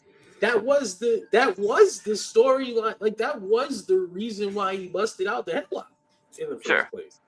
I'm speaking on the fact that I didn't know if the injury was legitimate. Yeah, no, I don't think so. He seemed fine. Yeah, he was spinning them fucking lariats just fucking fine. Yeah, because like it seemed like in those first few matches, like is he really working with some real bad ribs? Like, oh boy, that's scary. Which is essentially the story we told Oiwa. At one point earlier in the tournament, he got a rib injury, so he needed to come with a headlock. But he realized that this headlock is really fucking effective. And not just as a finisher. There was a moment in the Takeshita match where the headlock is a setup for the fucking rolling lariat, and he kills Takeshita with that shit. And it's like there's so many ways to use it. I had grabbed onto this guy Oiwa earlier this year. Like I mean, I've seen him. I had seen him do stuff in Noah. No, not even earlier this year. We are on record last year in this very tournament saying Oiwa and Yuya Uemura were the future of this company. It was after that match too. It was after their match too. Like they had the match last year that was like, what was that? Yeah. Like it was like a flash. Like you're just in the darkness and lightning. Someone go back and clip that. What is that? By all means, please do. Like I remember texting you about it because I didn't know if you'd watched it live, but I was like this was the match. I was like, yo, New Japan's gonna be okay. That was it. That was if we're using these guys, New Japan's gonna be okay. it was Oiwa. Like Oiwa was, I swear to God, Oiwa was the one that it looked like sunlight in the distance. Like, Yeah, and like neither of them went to the finals. That year, like it was fucking Takeshita and Evil, which Yeah, I in think hindsight, was it Takeshi Evil? it was Takeshita and Evil, Yeah. and the crowd turned on Takeshita. They didn't want Takeshita to beat Evil. Oh yeah, because he was doing that outsider bullshit. Yeah. Yep. You know what? I'm not even going to put that on him because anytime they gave him a microphone, he would just be like, I'm happy to work for all companies. And then the commentary would be like, that fucking outsider just can't jump out. I'm happy. Sees him. He sounds like a race car driver trying to thank all his sponsors at the DDT, AEW, New Japan. And they really, I always thought that was funny. They were like, that's a question and his attention is getting split in 3 ways. But like, you did that. You put that on. Okay. Anyway, yeah. So Oiwa wins the G1. It was beautiful. I didn't even think he would win. I didn't think he'd win this year. I thought he'd lose to Uemura. Next year, he'd get the Cobb. Maybe get the title next year. Then do a rematch or something. Yeah. Never in my fucking life. It was. Yeah, it just added to the youth. The story of youth. Like it was like. Hey, Uemura beat the IWGP Heavyweight Champion too. Oh my God, he beat Tsuji. He beat Tsuji. Yes. Who beat Oiwa? The only thing I remember, the only thing I remember about Oiwa earlier in the year was that there was the point where like Zack Sabre Jr. has made it his personal mission to make Ryohei Oiwa a top guy. No, him and Zack Sabre Jr. and Oiwa would go against the Knockout Bros, and then there was a match where they did something happened. Zack Sabre Jr. and Oscar go out, and they stay out for like a while. And it was just Oiwa and Ice for like 5 minutes or more, and they were just fucking.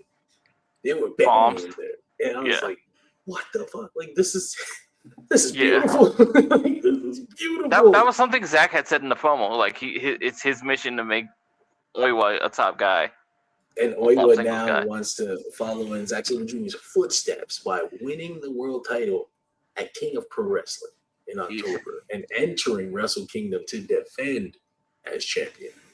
I am not so certain that he was going to be successful with this. Yo, real quick, I want to say, like, for Oiwa, if you go to his cage match right now, in the past week, he has 14 10.0 ratings in a row within the past week. It's not hard to believe, especially those final G1 matches. What did he do? He did Takeshita. He did who was the very final match? It was fucking Callum Newman. No, Callum Newman was it was Newman, was it? Oh my God. Yeah, it was Callum Newman and Oiwa and Yoda and Yuya. Yeah. Which was I remember thinking like Newman's winning this fucking bullshit.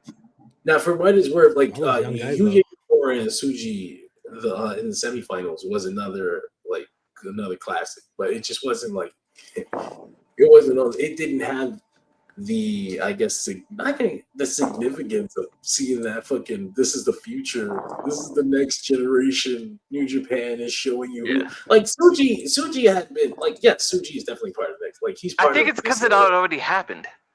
That's true, but it's also like I don't want to leave him out. Like when I say like this is the new generation, and early 30s. Yuya Uemura, who was a young lion, like fucking a decade ago.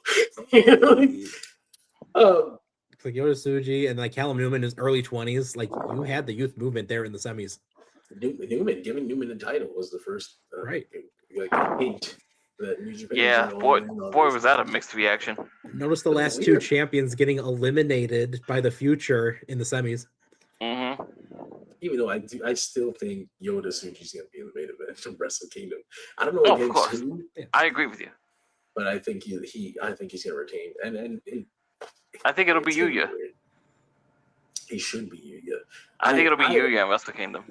I've been bullish on Yuya going into the next Wrestle Kingdom in the main event and then walking out like the ace. I mean, Yuya Uemura has this like ace quality about him. He feels like the fucking ace already. Like this fucking comes out with this rooster ass haircut and his fucking little flappy wings or whatever. He looks like a rooster, but I call him the Sun Ace. He's got this ace feeling about him. Anyway, we'll get real fast into the AEW Dynamite while we're still talking about New Japan. I want to say I think it's Yuya, and it's gonna be like it'll be the rematch of the match they had a few years ago at Wrestle Kingdom, and attached to the fact that they like the whole thing was that Yuya pinned him the same way he pinned him at Wrestle Kingdom with the bridging deadbolt suplex. I fucking love that. I love that suplex, by the way. I love God. Now you make me think of that reversal though in the Oiwa with the lariat. Yeah. Well, not that. Not even that. When the Oiwa just powers him and does it to him instead. Like fuck you. He's got his arms locked, but instead of tossing Oiwa over, Oiwa just shifts the whole momentum. He gets the underhooks and. Oh my God! He almost kills him. Fucking almost landed on his head. It was awesome. God, that was awesome. If you didn't watch it, go watch it. I mean, you should have by now. You should have seen the praise all week, and maybe some people got put off because they were all like, "Man, everything, fucking every other guy that you love sucks," because none of them are working like Oiwa and Uemura. They never leave the ring. 25 minutes. They didn't leave. All 30 whatever minutes of it. One time. I mean, here's the thing. Like, obviously for me, when I'm scrolling through TikTok, I am going to get wrestling stuff. I mean, let's be real. I'm on here for a reason, right? And I'm just saying, like, when it came to these two, like, I would get one, maybe two things G1 through my TikTok over the course of the tournament. This one, I'm not even kidding. It was like at least 20 different things all about this final that I would scroll past, and even like non-wrestling accounts talking about it. Oh wow! Bunch of fucking LARPers should have been here for the first 18 days, like the rest of us. Hey, if they're getting into it, and as long as that's the gateway, hey, this was a perfect time period to jump in. Yeah, I look forward to like not only just like going with this future group of Oiwa and Yuya, and getting Shota back in the mix somehow, but also just like the influx of the guys who are still very good, like Takeshita, and Tsuji. Like this could be a really fun scene with this pack of guys for a long time. It's gonna be wonderful to watch. I'm glad to have. Well, I mean, I never stopped watching New Japan as much as they were in dark. I was like, I'm here. I'm here in life. I think we were less invested, but we were always kind of there. I think what happens when I'm less invested in New Japan is I'll only show up for the big quarter shows. Hello? Are good things going on? Oh no, good things are not going on. I'll be back in the summer. John's like, new beginning, King of Pro Wrestling, G1, Wrestle Kingdom, Big Four. And just keep coming back to give him a chance. Like, are we doing good yet? Oh, fucking stinks in here. What the fuck is this? John's like, oh no, Evil's the champion. How is he still the champion? Oh, God. Dick Togo must die. So we fucking had AEW Dynamite this week. Last thing we had to talk about.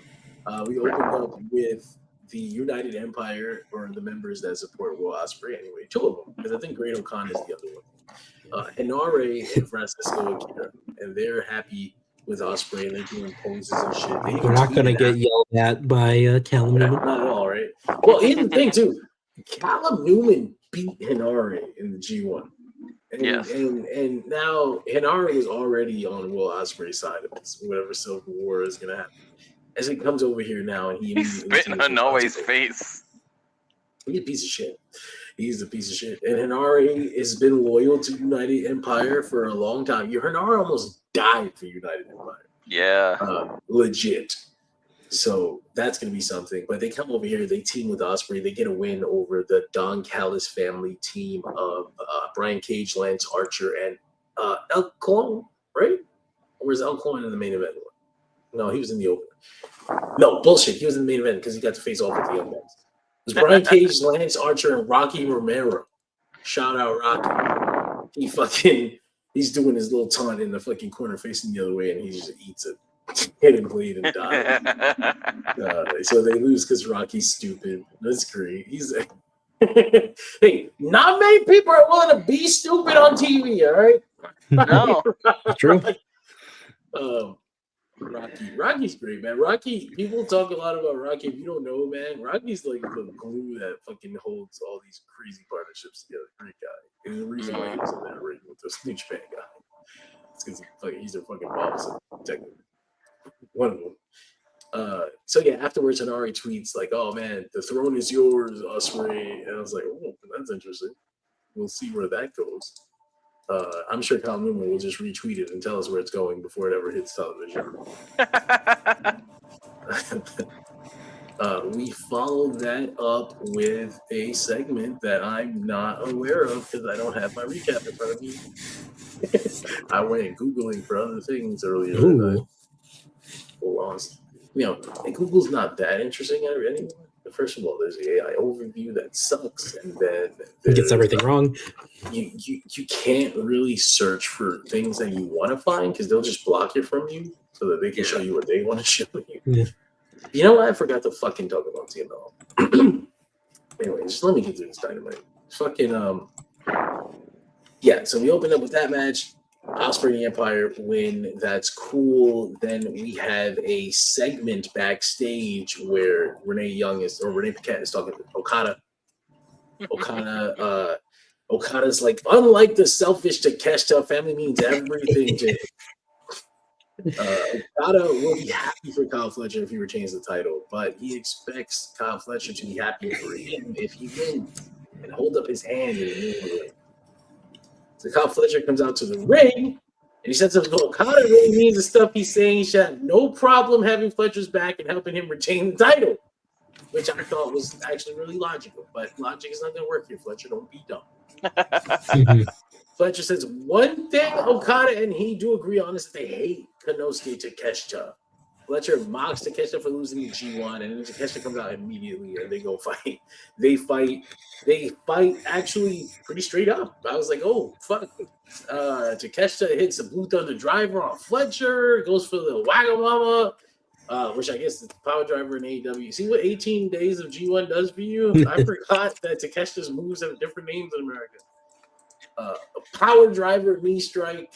Fletcher reverses, but Takeshita gets the knee strike in again with the Raging Fire. All this stuff. Okada never comes out. There's no sign of Okada to back up. Business.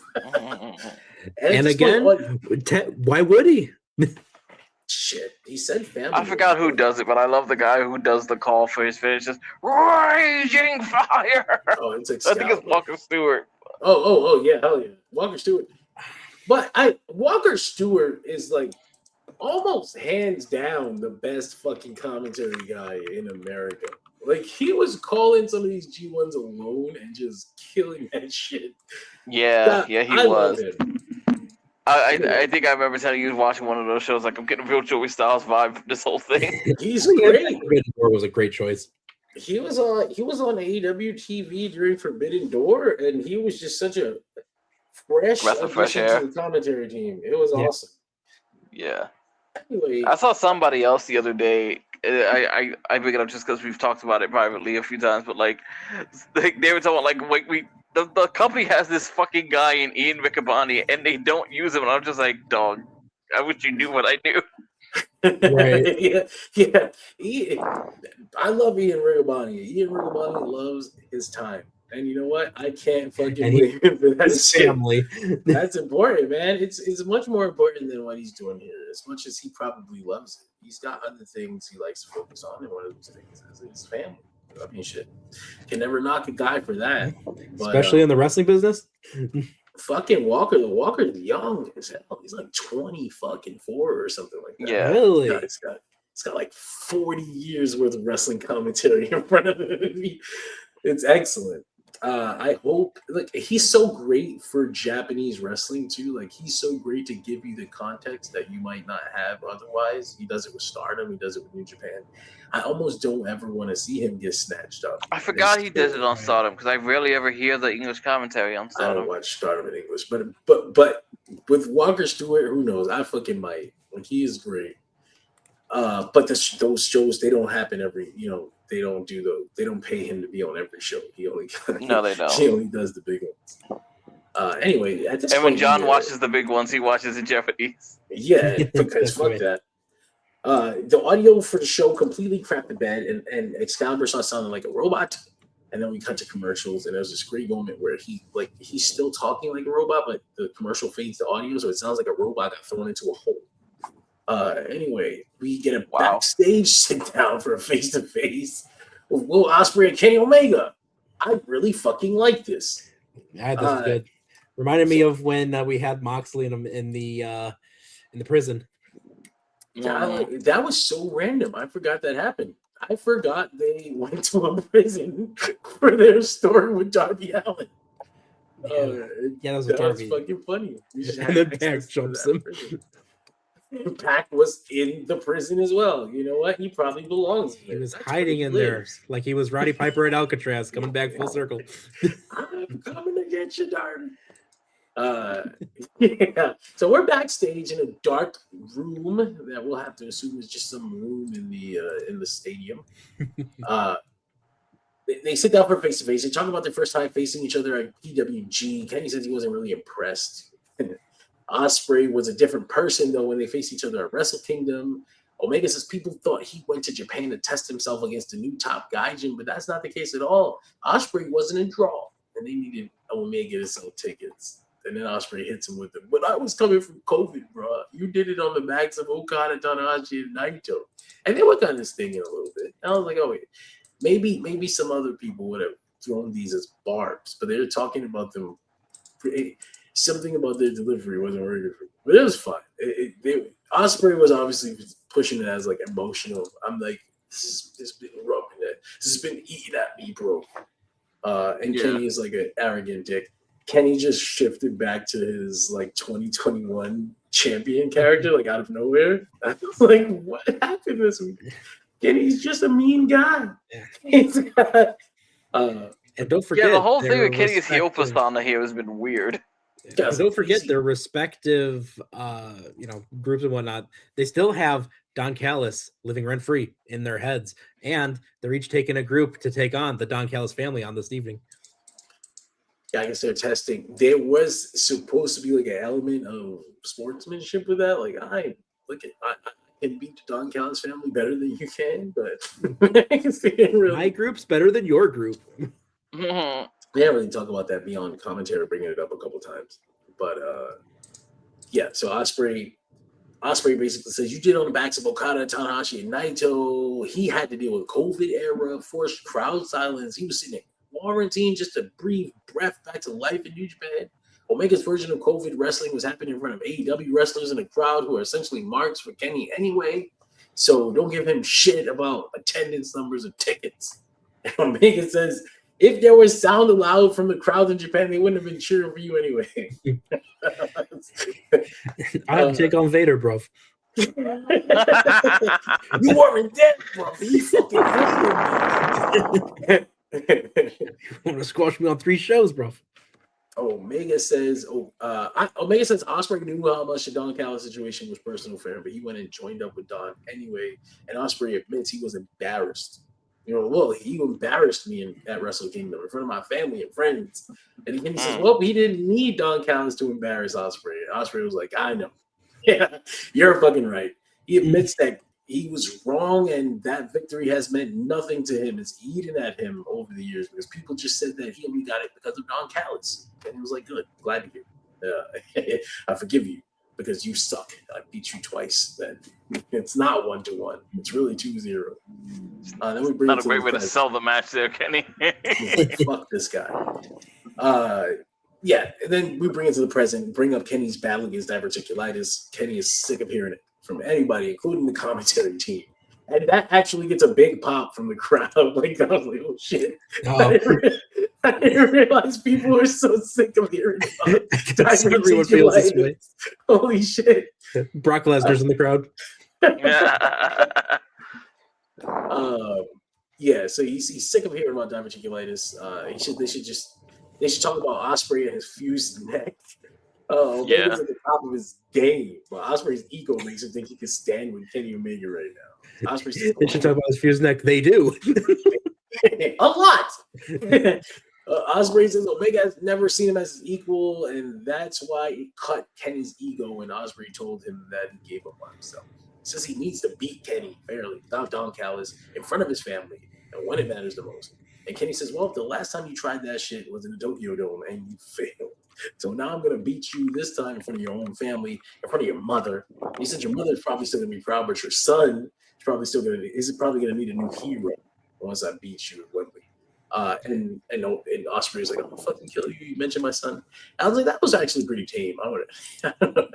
Your son's gonna need a new hero. It wasn't like you said your son's a piece of shit. your little son is a fucking dick. You've been catching this, bruv.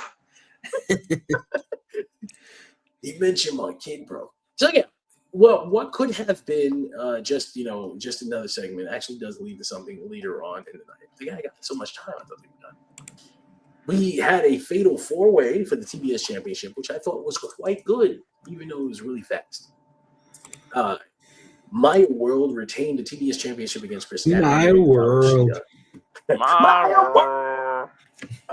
She retained the title against Statlander, Shida, and Persephone in a great match, I thought. There was a lot of like four-way spots. And there was one spot in the middle where they looked like they were just going to go for the Tower of Doom that happens in every single multi-man match, and Chris Statlander just destroys it like it's the worst thing on earth. Like, I want the Tower of Doom dead.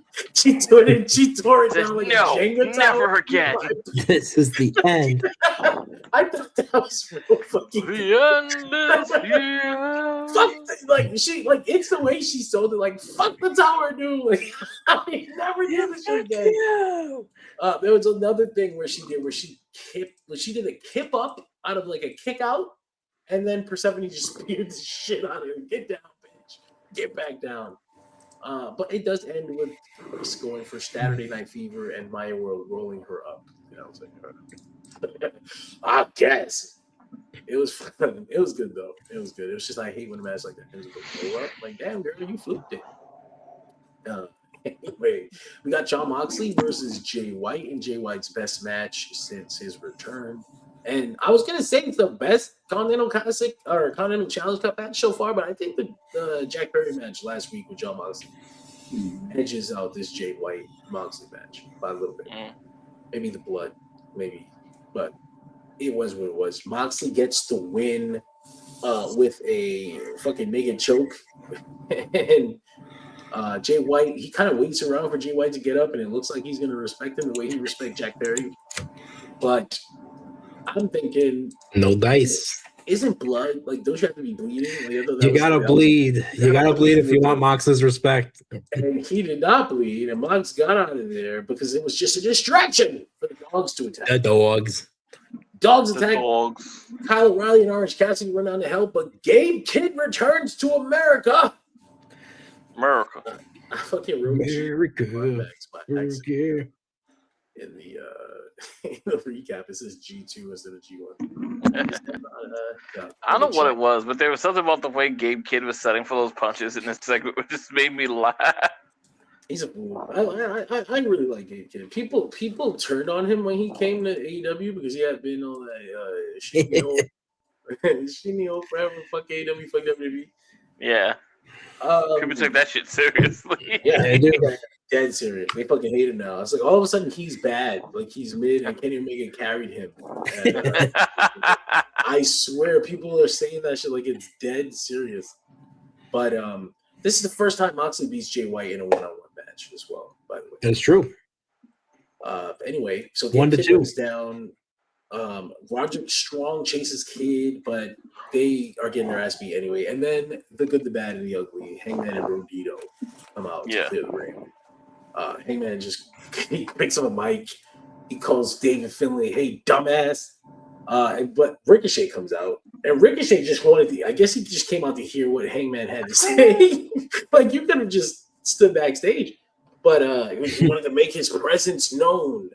So he came out to the ring and he goes, "All right, finish talking." he just interrupted him to let him finish talking and actually hear what he has to say because he He didn't say anything else for the rest of the segment. But yeah, Hangman lays out a challenge to any trios in AEW to come for the Trios World Championships because they are not going to get left off of All In. Meet under the Wembley arches at dawn or at dusk. If any other champion, title holder, gets left off of All In, they are in canon stupid because Hangman and the Brodito just walked out here and they said, we're not getting left off the card, so we're challenging anybody to come fight us at All In. So which apparently is how pro wrestling has always worked. The boys book their own matches. They phrased it as trios too, so you can have multiple trios. So when he said this, the Dogs were out there, Ricochet and the Demand was out there, Jay White was out there. Hilariously, there's a moment where he's trying to pull himself off the fucking ground, but he can't. So Hangman's mid promo and Jay White like grabs onto his shoulders to pull himself up off the ground. That's funny. It's just like, what the fuck? What is happening? Is Punk here? And so yeah, I feel a familiar feeling from memories long past. He's basically made his challenge to any trios in AEW, but 3 representatives of different trios were watching. So who knows what the fuck the trio situation is going to be at All In? I mean, it looks like multi-trios, like 4 of them in 4 corners. That's a 12-man match. That's ridiculous. Maybe. I don't know. It is All In. They're all in, Greg, all the way in. All so in. John Cruz comes down to the ring. He looks a little snakish, a little serpentine. Yeah. Something about him familiar. Very serpentine. John Cruz comes out and he insults Andrade on behalf of MJF because he speaks Spanish and MJF doesn't. Andrade comes, he brings his he comes down to the ring with a referee. It was the funniest shit. Like I bet you didn't see this shit coming. I'm gonna pin your ass tonight. What? What the fuck? Yeah, so he ring the bell on John Cruz and he's like, whoa, and he just gets killed immediately. Spinning back elbow, GM. He got pinned in like fucking 10 seconds, 15 seconds. Post-match, Andrade calls out the pendejo, the defeated champion, MJF. While he's calling out MJF, the pre-tape plays by accident, but I thought it was supposed to interrupt Andrade. Like, I thought he was pre-tape. What do you mean? It was live. He pushed right through that shit. Fuck that. I'm getting my shit. I'm getting my shit. I learned this from my buddy Punk. Hell yeah. So he talks and then the music plays and then he's waiting for MJF acting like he didn't hear the pre-tape already. And then the video plays when it's supposed to. And MJF calls out to Andrew saying he's not in the venue because he has some more pull than Andrade, something Andrade just doesn't have. He doesn't want to be around the poor people in whatever town they were in tonight. I don't know what fucking town they were in. They were in Baltimore. Baltimore, there you go. Well, I guess he wasn't wrong. Baltimore. People are poor. Chesapeake There were two Employers things Insurance Arena. There are two things that stood out about that and made me know that. One, just because I was also watching the Yankee game and they were playing in Baltimore. I'm like, oh, both the AEW and my damn Yankee game are in the same city. Two, it's supposed to be a live response, but it's 9-something at night, and MJF was responding from sunny Long Island. Yeah, no, Greg, it was live, man. It was live. Anyway, we got. I'm just saying. That's how they framed it. Live, okay. That's how they framed it. Andrade laid out John Cruz again. Celebrations all around. And we got what I thought was my favorite segment. Ooh, excuse me. My favorite segment of the night. We have Willow and Sasha, or Willow and Mercedes. Why am I calling her Sasha? Not the dead name. After all these years, I dead named it. Willow and Mercedes are in separate rooms because we don't want them fighting each other. And in pro wrestling, usually this means we're not going to be physical argument between them. That's why we got them separate. We don't want to raise your expectation. Mm-hmm. And Renee talks to Mercedes about attacking Willow Nightingale last week. And Mercedes is like, I didn't attack that bitch hard enough because she's still standing there with that stupid ass smile. And Willow says she's still smiling because she has the fans and Mercedes wants them. Mercedes spent her whole career trying to be perfect with catchphrases and big entrances, but Willow only has to be herself. Mercedes can win the championship, but she still won't win the connection with fans. Mercedes is just sick of Willow smiling every time Mercedes is at her lowest moment. Willow smiled at Mercedes when she broke her fucking ankle. She stood there and smiled and stood in Mercedes' way when she first came to AEW. Willow and her friends smiled when they threw Mercedes into a birthday cake. Willow is a bully. I like this a lot because for a second I was like, damn, you know what? That bitch was smiling when you broke your ankle in New Japan, huh? Like, she's just. I think she was smiling because she won the match, ma'am. Yeah, fuck that bitch. All I see in my nightmares is those fucking teeth. And now I have justification. I really like that justification. Like, she's always there smiling at my lowest fucking moments. I want to wipe the smile off her fucking face. I like that shit. So I appreciate the beauty of the fact that through an accident, Willow and Mercedes Renee have been fated together. Yeah, they have like a fucking generational feud. Yeah. Honestly, like, it's awesome. It's awesome for Willow. It's awesome for A generational feud in Mercedes' second generation as a wrestler. And it feels like this has got legs that it's going to continue on for years. It's so cool. Like, going back, it's so crazy going back and seeing some Sasha Banks stuff because she really does feel like a incomplete version of Mercedes, which is like, God, development is so fun to watch. Willow, I think it's funny. Like, Willow was able to smile through all that shit, but when she got called a bully, she was like, "Wait, no one talks about my character, bitch. You've insulted me on a deep and existential level." I want to say there was a point here. There was a point here where I was a little concerned they were going to do something I had seen on an old WWF show because the segment felt eerily like it. It's Roddy Piper and Rick Rude, and they're in separate rooms, but they're arguing with each other through the television screens. And Roddy Piper's like, he's finally had it. We're gonna fight. You stay right there. It's me and you, John. I'm looking at you through this screen. Like, you stay right there, John. I'm coming to get you. Don't you move. I'm gonna get you. You stay right there. And Roddy leaves. And as soon as Roddy leaves, Rick Rude's like, whoa, no. I'm coming to get you, Piper. Don't you move. You stay right there. And they crisscross. It's as if we switched cameras, John. Like, I'm in your room and you're in my room, and they're just like, John, quick, well, what are you doing over there? No, man, this was. And I was like, please don't do that. So much better than that. Nope, they met in the middle. They met right in the middle. They actually met. They just went at it. Well, I remember, you guys ever see, there was like a freaking WCW moment. I remember watching Wrestling Bios. I do not remember who was in the promo, but it's late stage WCW, which tells you all you need to know. And they were doing something like this. And they're like, we're going to fight. And they break the divider that was between them and just started fighting like it was like right there. They just come out and prove how phony it was. They proved it was a fake wall between them. I just ripped this boundary down and we just and then you just start throwing hands. Can you imagine? Can you imagine? And I'm going to use the real example, not the stupid one WWE did. Could you imagine if you were watching that clip with like John Jones and Daniel Cormier, and then they just suddenly ripped the fighter down and proved that they were next to each other the whole time? Greg, that's why you got divorced. It was such a stupid thing they did. Matt Riddle and Seth Rollins, was That's it? right. Yeah. Yeah, I was like, your wife hates you. What the fuck? Yeah. Oh, slightly off topic, but I think it's interesting. Like, you cannot pro wrestling used to get away with imitating real sports all the time, and you can't do that in this climate. No, it's corny as fuck when you try to do it now. What are we doing here?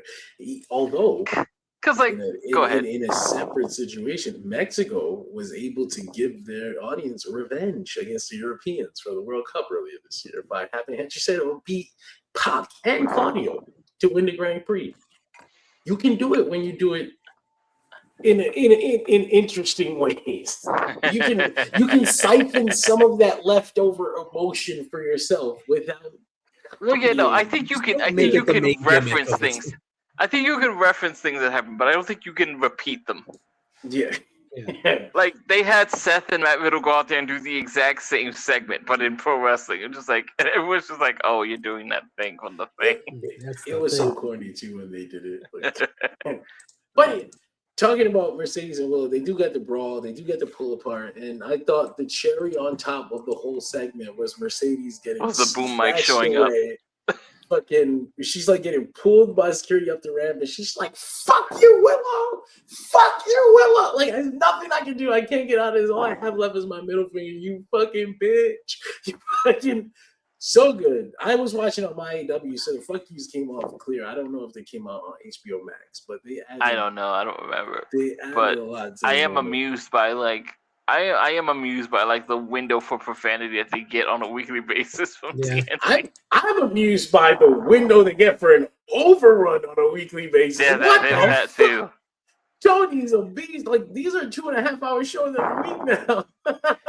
Yeah, because it feels like it feels like for the past few months, I'm always sitting around looking at the show, just like, is this 6-woman's match the main event? And then nope, there's 2 more fucking segments. I look at the clock. I was like, it's 9 o'clock at night, and we haven't even touched the main event yet. We're getting close to like 6:30. We do this backstage segment with Swerve, where he's like, "Did I hear anybody? Did Hangman say anyone for those trios titles? Don't say it if you don't mean it." So we're building towards the arrival of Kofi and Austin Creed, and it was like 2 seconds, but it was just enough. And I had kind of been like iffy about Swerve getting teamed up with the New Day. I mean, I know they respect each other, or whatever. The New Year. You can do a big thing, but I had someone make a comment calling it New Dawn. The New Dawn. That's not terrible. It's not bad. They're just gonna call them Tomorrow, like Tomorrowland. It's another day. No, I kind of felt like, man, Swerve is bigger than this. He should be in a fucking main event somewhere. He should be doing some big featured singles. But there was something Main about event's locked up, John. They have him in this. Can't wait for Swerve and the Machine Guns, baby. It was like 5 seconds backstage where he just kind of makes one cryptic little noise, one little sentence, and it's like the most buzzy moment of the night. So yeah. I can't. That's Swerve should be in the center of the most buzzy moment of the night. You know, like, so if putting him with the New Day kills a couple birds with one stone, where it's like he feels important, they're on TV, the New Day has a great way to kick off their new run, then you know what? Fine. This is gonna be. Hopefully, this is great for everyone. I think there's always a level of just like curiosity about what's going on with Swerve in the company, because there's always these weird things that happen with his position and his exposure, and like vanishing for periods. Yeah, and like obviously there's a discussion about, you know, well, maybe it's best for him that he isn't as overexposed as some people who are on there every week, and sure, that's fine. But it also seems like when he's not there, they don't talk about him. Right. Yeah, that's one thing I don't like. Complete absence. You need to have the stuff. Yeah, it's that joke when I saw a meme earlier today, and I know the joke has been used in a bunch of other things, but it's like the joke at ESPN. It's like, if Pat McAfee's not on the show, you should be asking, where is Pat McAfee? Yeah, it's actually a real rule in television when it comes to like babies and dogs. When the baby and the dog are not on TV, you should be. Someone should be asking where the baby and the dog is. Right. Should be asking, right? And I think it should be like that with Swerve. I think Swerve should be like a presence, even when he's not a presence. People should be wondering about him. They should be looking over their shoulders, like, Swerve around. He might burn your house down. He might, but he might get his house burned down. Again, stop like when they had him like kind of like walking up to like Jack Perry and talking. He might to break him into your house and look at your baby when he walks. That did happen last week. Just last week, he walked up to Jack Perry and he was like, stuff like that would be cool to just keep him doing. He did that with Kevin Knight once, and we never followed up on it. Not even a little bit. But it did kind of help open the door for Kevin Knight to become a killer in a way. Yeah, and kill it. A killer. Speaking of Kevin Knight being a killer, we gotta get to Murder. we get to it. We got Hedgeseto Incineration. versus we talked about this match earlier. Hedgeseto lost to Nigel McGuinness, but he beat Nigel's ass for like 10 minutes straight. And Nigel just kind of fluked it for the win. And then we got this segment, which I was like, it is at this point on my coast 7:02 beyond the hour. Show was supposed to finish 2 minutes ago, and Tony Schiavone got the nerve to come out in this ring and talk about some. We're gonna talk to Kevin Knight. I said, "What? You haven't even done the main event." I know damn well you're not booking an interview segment right now, sir. What? The main event's a trios match. Kevin takes the mic. He's like, "Tony, you keep asking me all these questions. You're making me uncomfortable. Get out of here." But it's an interview, Kevin. Knight said he acted like he was going to call Darby out to the ring for like a fair face-to-face. My family's not here. It's just me. Come on out. And Yeah. Darby comes out and he fucking dies. Kevin Knight just blew him up. Kevin Knight want to make sure he had no weapons, so he had a reason to stay up on the ramp. And you know what? He was right to do that. Like, he was absolutely 100% justified in the right, correct, to blow Darby Allin up this evening.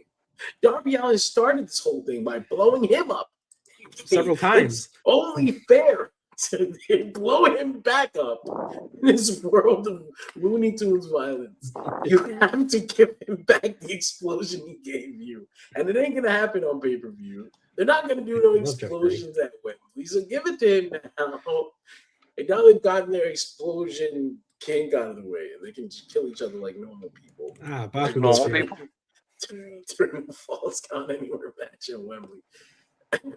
Those guys are going to do some fucked up shit. Like, I think normally Darby has great matches or whatever, but Kevin Knight has to kind of prove that. There's going to be an explosion in Wembley.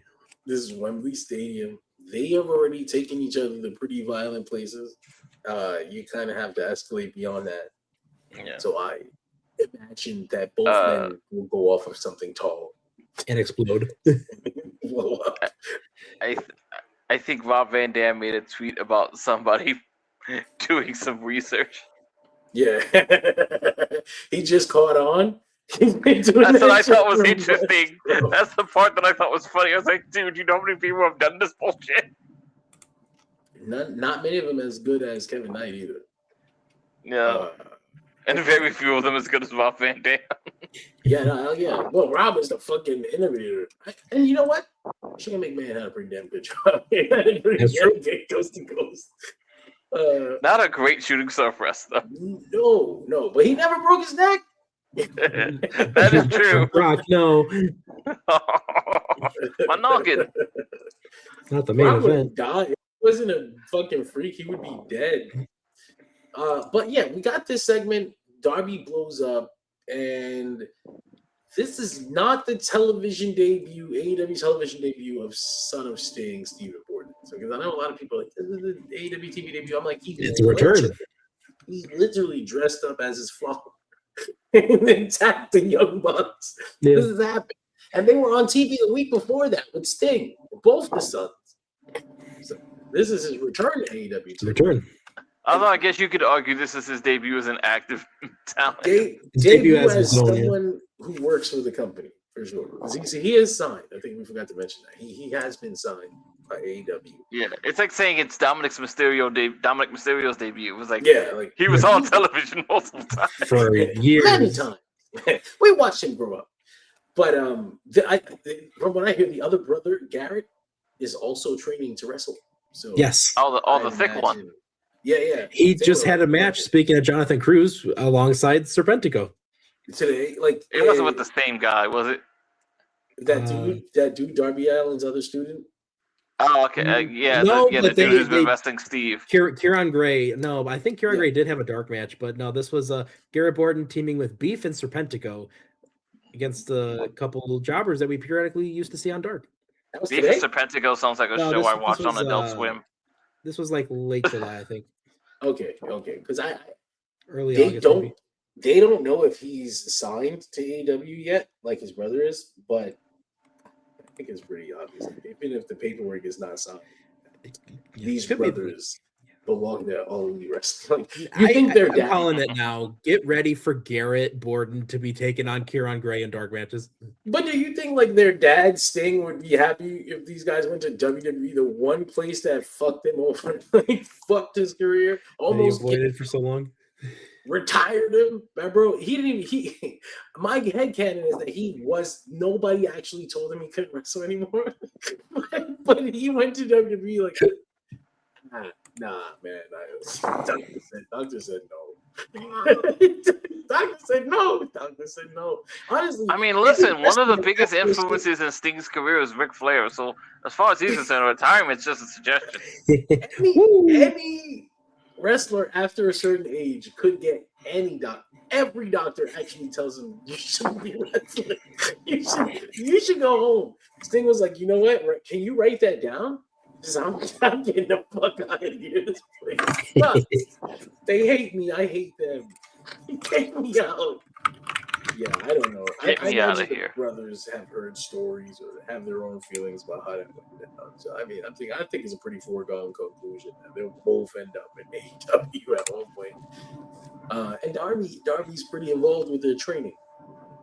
He's also got that stuff happening. But tonight, Stephen Borden gets face to face with Kevin Knight. Kevin Knight tells him backstage, "This is a big boy business, and you got to stay the fuck out of it." And Stephen was going to fight Kevin, and Darby's like, "Not yet, not yet." So it's happening, it's coming, and I mean, shit. Who? It's not. Kevin Knight would be a great person to have your first television match with. Kevin Knight is fucking excellent. I don't know if I want Kevin Knight losing as I'm fucking new Sting son, but it's there are worse people to lose to. Yeah, it's one of those things. Like I'm sure the company's like, scratch our back real fast, man. We got you. Don't worry about it. It's also Sting's son. You'll get just don't Davis Flair him. Yeah, I don't know. I think we need an old Andy for this. Trained him for long enough that he will at least be better as a straight up in-ring performer. I don't know from what I've seen from the recorded dark matches that people have posted online here and there, actually he's already miles ahead of where David Flair was in WCW at least. I got to see him live in Las Vegas. He was on what fucking show had him on? MLP. They had him early on in their card. He was fine. He was good. And I was like, wow, look at that fucking drop kick. He's a great drop kick. He's fine. He'll be fine. He just don't. He's I remember joking that he needs to get he need to get some height on that Stinger Splash. Oh, yeah. He's fucking old. Like he started old, which is he started at 33. So geez, I didn't even realize he was that old. He's not gonna have that much of a career. Get ready for trios. I guarantee we're gonna get the two Bordens and Kieran Gray as a trios. It's gonna be the two Bordens. He needs to talk to Paige. It's gonna be the three sons of Sting. Sorry, Kieran Gray. I tried. This is our adopted brother, Darby. We love him. He loves us. He has to be over for dinners and shit. Darby is at Thanksgiving. No way.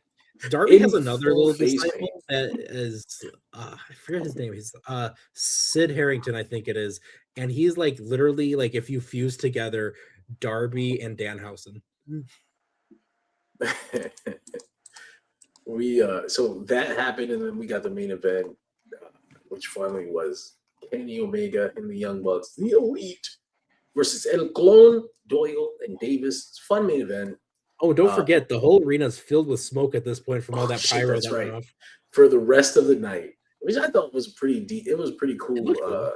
It looked cool, but I can't imagine it felt cool if you were one in that ring taking those big ass breaths because you're fucking tired, or two if you're in the crowd and you're trying to breathe that shit in.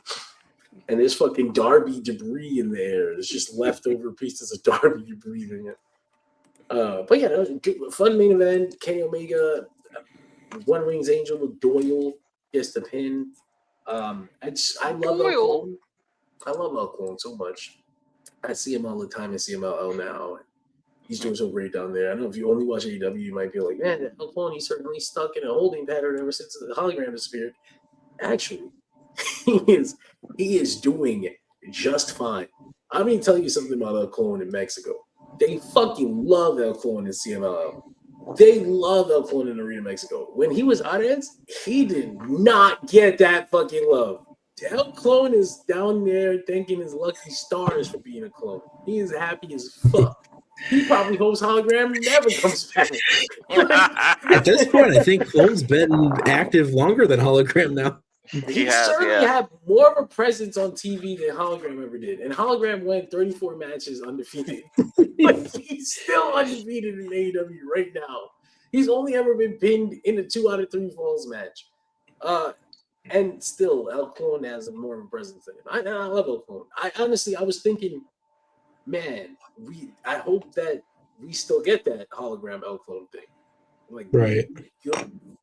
Hologram's been gone for a long time. A long time. And it was like a fucked up ankle thing. Like, I know it was a real bad ankle injury. But it's almost to the point where I think it would be understandable if you forgot that El Clone was even related to this gimmick. Yeah, because he just clones people now. I like it. That's a new thing he's done. Like, I'm not just, the hologram clone. I am a clone. He'll swap mask design. That's one of my favorite things that he does. He had when I was in Mexico, he had the Volador clone mask. This shit is so sick. He had the Hechiceto clone mask last week. That was fucking awesome. Mystico he's done. Mystic Clone, excuse me. Mystic Clone, yes. Great stuff. But yeah, it would be really interesting to me, like, if he also like clearly stole moves. He probably should do stuff like that too, but right now I'm just taking it for what it is. Yeah.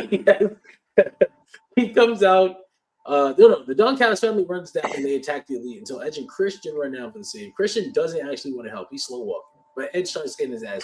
So he runs down, actually does help to clear the ring. But when he finally gets in the spirit, he has not wanted to do this all this time.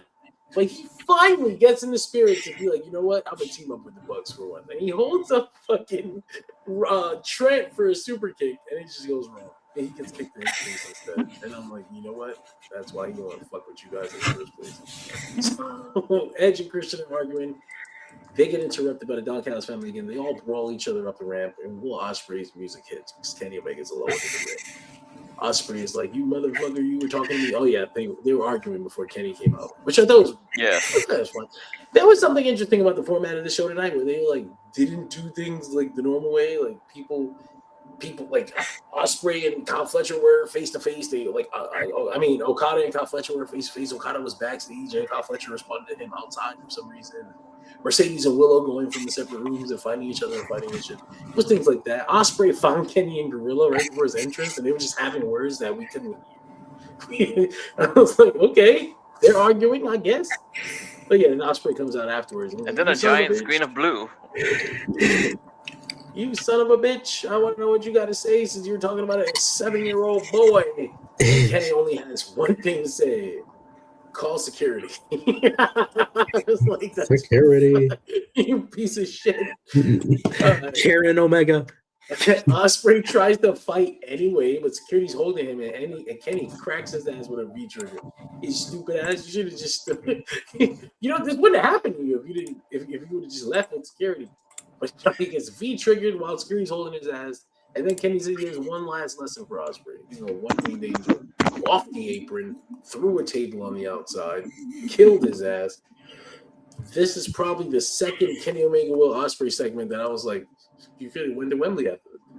I love the wrestling logic of the idea that, like, you've called security, but once you attack him, security is just no longer interested in doing the job you called them for. You guys are biased. Well, remember how he thanked them? He kicked their ass. That ain't right. Did he fuck the security up in the ring? Yeah, because I remember thinking to myself, wow, these security guys are actually like doing decent at their jobs, and then he beats them up and throws them out of the ring. Mind your business now. He does kill Ospreay, one ring angel through the table. I guess you got 1 week left of Dynamite. Like, what are these guys even gonna do to each other? Like, they've said obviously leading up to this, there was a lot of other elements in the Ospreay Omega story. People would have preferred it was just Ospreay Omega. I don't know. I think it turned out fine. I think I can tell they hate each other. I can't wait for the match at Wembley. The I want to fucking get to it right Osprey now. Death Riders thing is so weird, but it's not finished. So I'm like, they're both just gone their separate ways for now.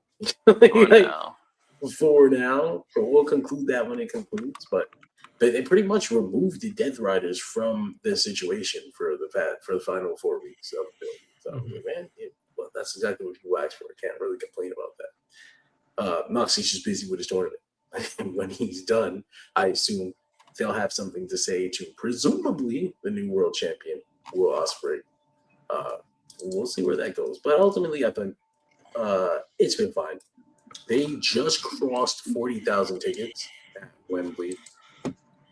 So I thought they were going to. I thought 40,000 was going to be the cap. Someone else said 45. I was like, I don't know about 45, but it does look like they're going to hit 45 for Wembley, which is cool. That's going to be great. You tarp off half that arena, just cut that shit right in half. But the question is, are they going to pay for Oasis again? You can't pay for Oasis. You have Fozzy. Fozzy. Wow. You already got Fozzy, man. Oh no, you got the Bush song that they use every fucking year. Bush isn't going to play fucking in the bushes. Breathe out. Why is that song every fucking All In? I don't understand. Breathe out. I thought it was funny when it came out of nowhere the first year. This is like a classic WWE theme. I'm sure they've used this. It just randomly appeared once a year. And it's not even a new song. It's actually quite old. Right. It's old. And then every year, it doesn't get like a advertisement that's it. Thank you to fucking Bush, right? For what is Machine Head? Thank you for Machine Head. No, it just appears. It just randomly appears, and it never does it through the whole build for All In. But like a week or two before, they'll show a match graphic, and then all of a sudden,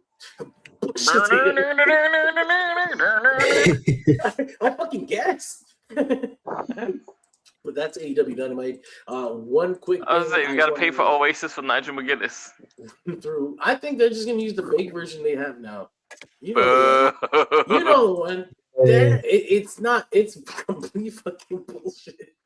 You did it for Grand Slam. You can't do it for Oasis. One quick thing, and then we can get out of here. Right after Dynamite, they do CMLL and Format, and I hate that happens when I'm. Because after Dynamite, I have to push it together, so I can't fucking get all the news updates from Format until it's late. But the two major announcements from Format was the announcement of all the New Japan talent that's going to be at Lucha Kingdom in November. Indeed. So you got Shiuri, Sho, Doki, Master Wato, Yo, Kushida, Francesco Akira, Taiji Ishimori, Shota Umino, Zack Sabre Jr., and the IWGP World Champion Yota Tsuji. That wasn't announced as champion. And I was like, huh, that's weird. We also not gonna read into that at all. Not at all. What day is that again? November. Oh boy. Oh, you don't say. What interesting timing. So interesting. We also got the announcement for the polls. Well, basically, Noche de Campeones, Night of Champions. They do a situation where the fans decide the matches. It's like Taboo Tuesday, but you're just going to decide who the champion is going to defend against. So we got Volador Jr. Defending his historic middleweight championship against possibly Yutani, Villano Tres Jr. or Star Jr.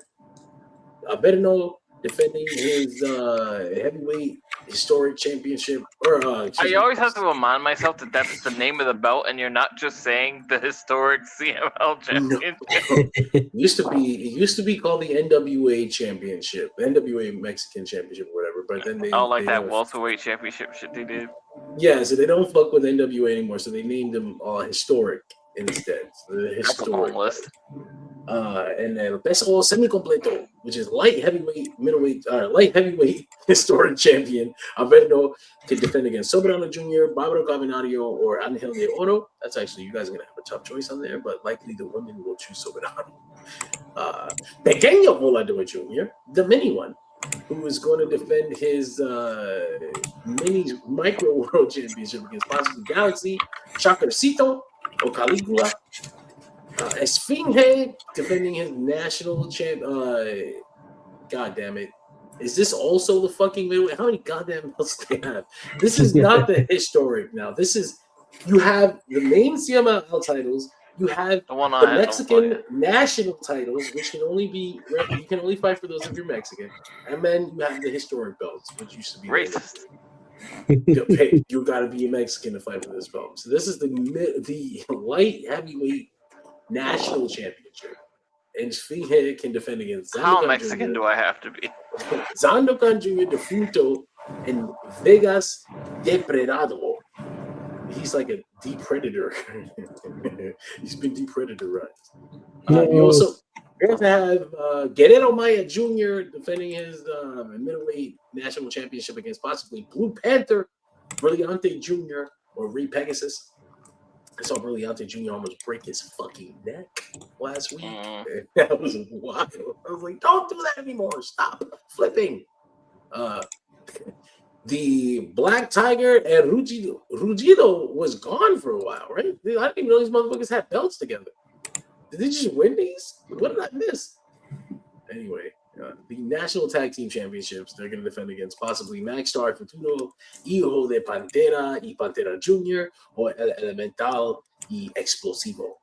And then finally, the Women's National Tag Team Championship, Scotty Ikeda will either defend against Zuxi Siqueira, Hera y Olympia, or Dogg, Sileta, and Valkyria.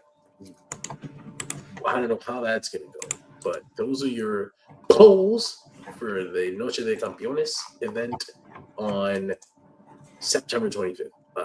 Yeah, so that'll be after, that'll be, I think, the first show after the 93rd anniversary. So we'll be headed into that with a lot of momentum.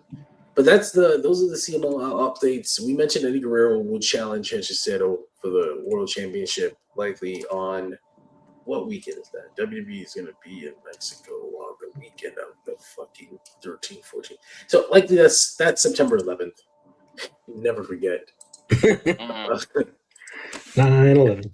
And those are our CMLL updates for the night. And that's us, man. That's Dirt Sheet Radio. We talk about wrestling, all the time. I'm here. Talk about it. I haven't actually watched. Don't fucking send this picture of Zilla. Fucking Zilla. Zilla dressed like The Rock for some reason. I was gonna say I wasn't sure if you were gonna reference it, but like my buddy said that to me just now, saying what in the Zilla Maya Via is going on. Zilla Maya Via, baby. He's got this thing where he just kind of cosplays his cousin. Like, I do Superman punch finish. I do Samoan drops. I'm a Samoan. Like, bro, you have a father. He did a lot of cool things by himself, and not just in the Umaga stage. Go back and look at Jamal. Take some shit. You know, he does do that Superman. Oh please, no Superman spike. That's just a Superman punch. How the fuck am I gonna tell the difference? Anyway, when they sell the throat. yeah. You would hope. He is in NXT right now. So they'll be selling the knee. I don't know what. I don't know which one he hit. Bobby Bushline's gonna have my ass. You just gonna cover your mouth like he punched you in the lip for some reason. Oh my god. Anyway, yeah. Follow Nick LaRocco on Facebook. Follow me at Dirt Sheet Radio on Twitter, Instagram, TikTok, everything Facebook, is YouTube, alright. all those places. Follow me. Don't follow Greg. He's not into that. He just sends you naked pictures of himself. Following Oh people is my weird. god. Hey, we went 3 hours and 47 minutes this week. That's a big one. That's a thick one. And we didn't even have Mac with us. It's just pure. There was a lot to say. It was a week. Usually not that Mac is a particular reason why. When you add an extra Not even a person, chatterbox. you just get an extra person's worth of time. But no, this time it was just us. And there was no pay-per-view. Raw, straight up raw dogging. 7 days of pro wrestling for your ass. We're gonna keep on doing it. Sean's watching things that just make him absolutely sick because of God, you ever sit through fucking 2 hours of a show you hate, talking to people that hate you for hating it? It's a crazy world out there. We live it. Sean's sitting through NXT pay-per-views. Oh, Greg, please don't bring that shit up. How far away am I from one? I don't know when their next big show is. You know what? Their next show is the show that airs against AEW All In. You gotta go. I want you guys to guess the main event that they put together to go up against Kenny Omega versus Will Ospreay. Is it CM Punk? You would think. No. The main event is Tony D'Angelo defending his world championship against Grayson Waller, Mike Cruz Santana, and Zilla Fatu. There's your big ass. There's your big Wembley destroying NXT main event, baby. Are you not sports entertained? Bro, can you fucking imagine? Can you imagine, like, if you're not fucking 12 years old and you just don't know any better, can you imagine sitting down and forcing yourself to eat that? We're eating ramen. We love ramen. Yeah, I'm in my bed with my big steak. So you guys enjoy that fucking ramen, man. I got some potatoes and some sauteed mushrooms. They got a caviar. I don't even know what that is, bro. I'm eating this shit. What do you know? You guys got McDonald's. I don't even like caviar. I just like eating rich people shit because I can. It's expensive. That's a delicious feast. The good seafood boil. Hey, Nick reached in deep for that one. It's Dirt Sheet Radio, baby. We'll see you in 7 days. This concludes our broadcast day.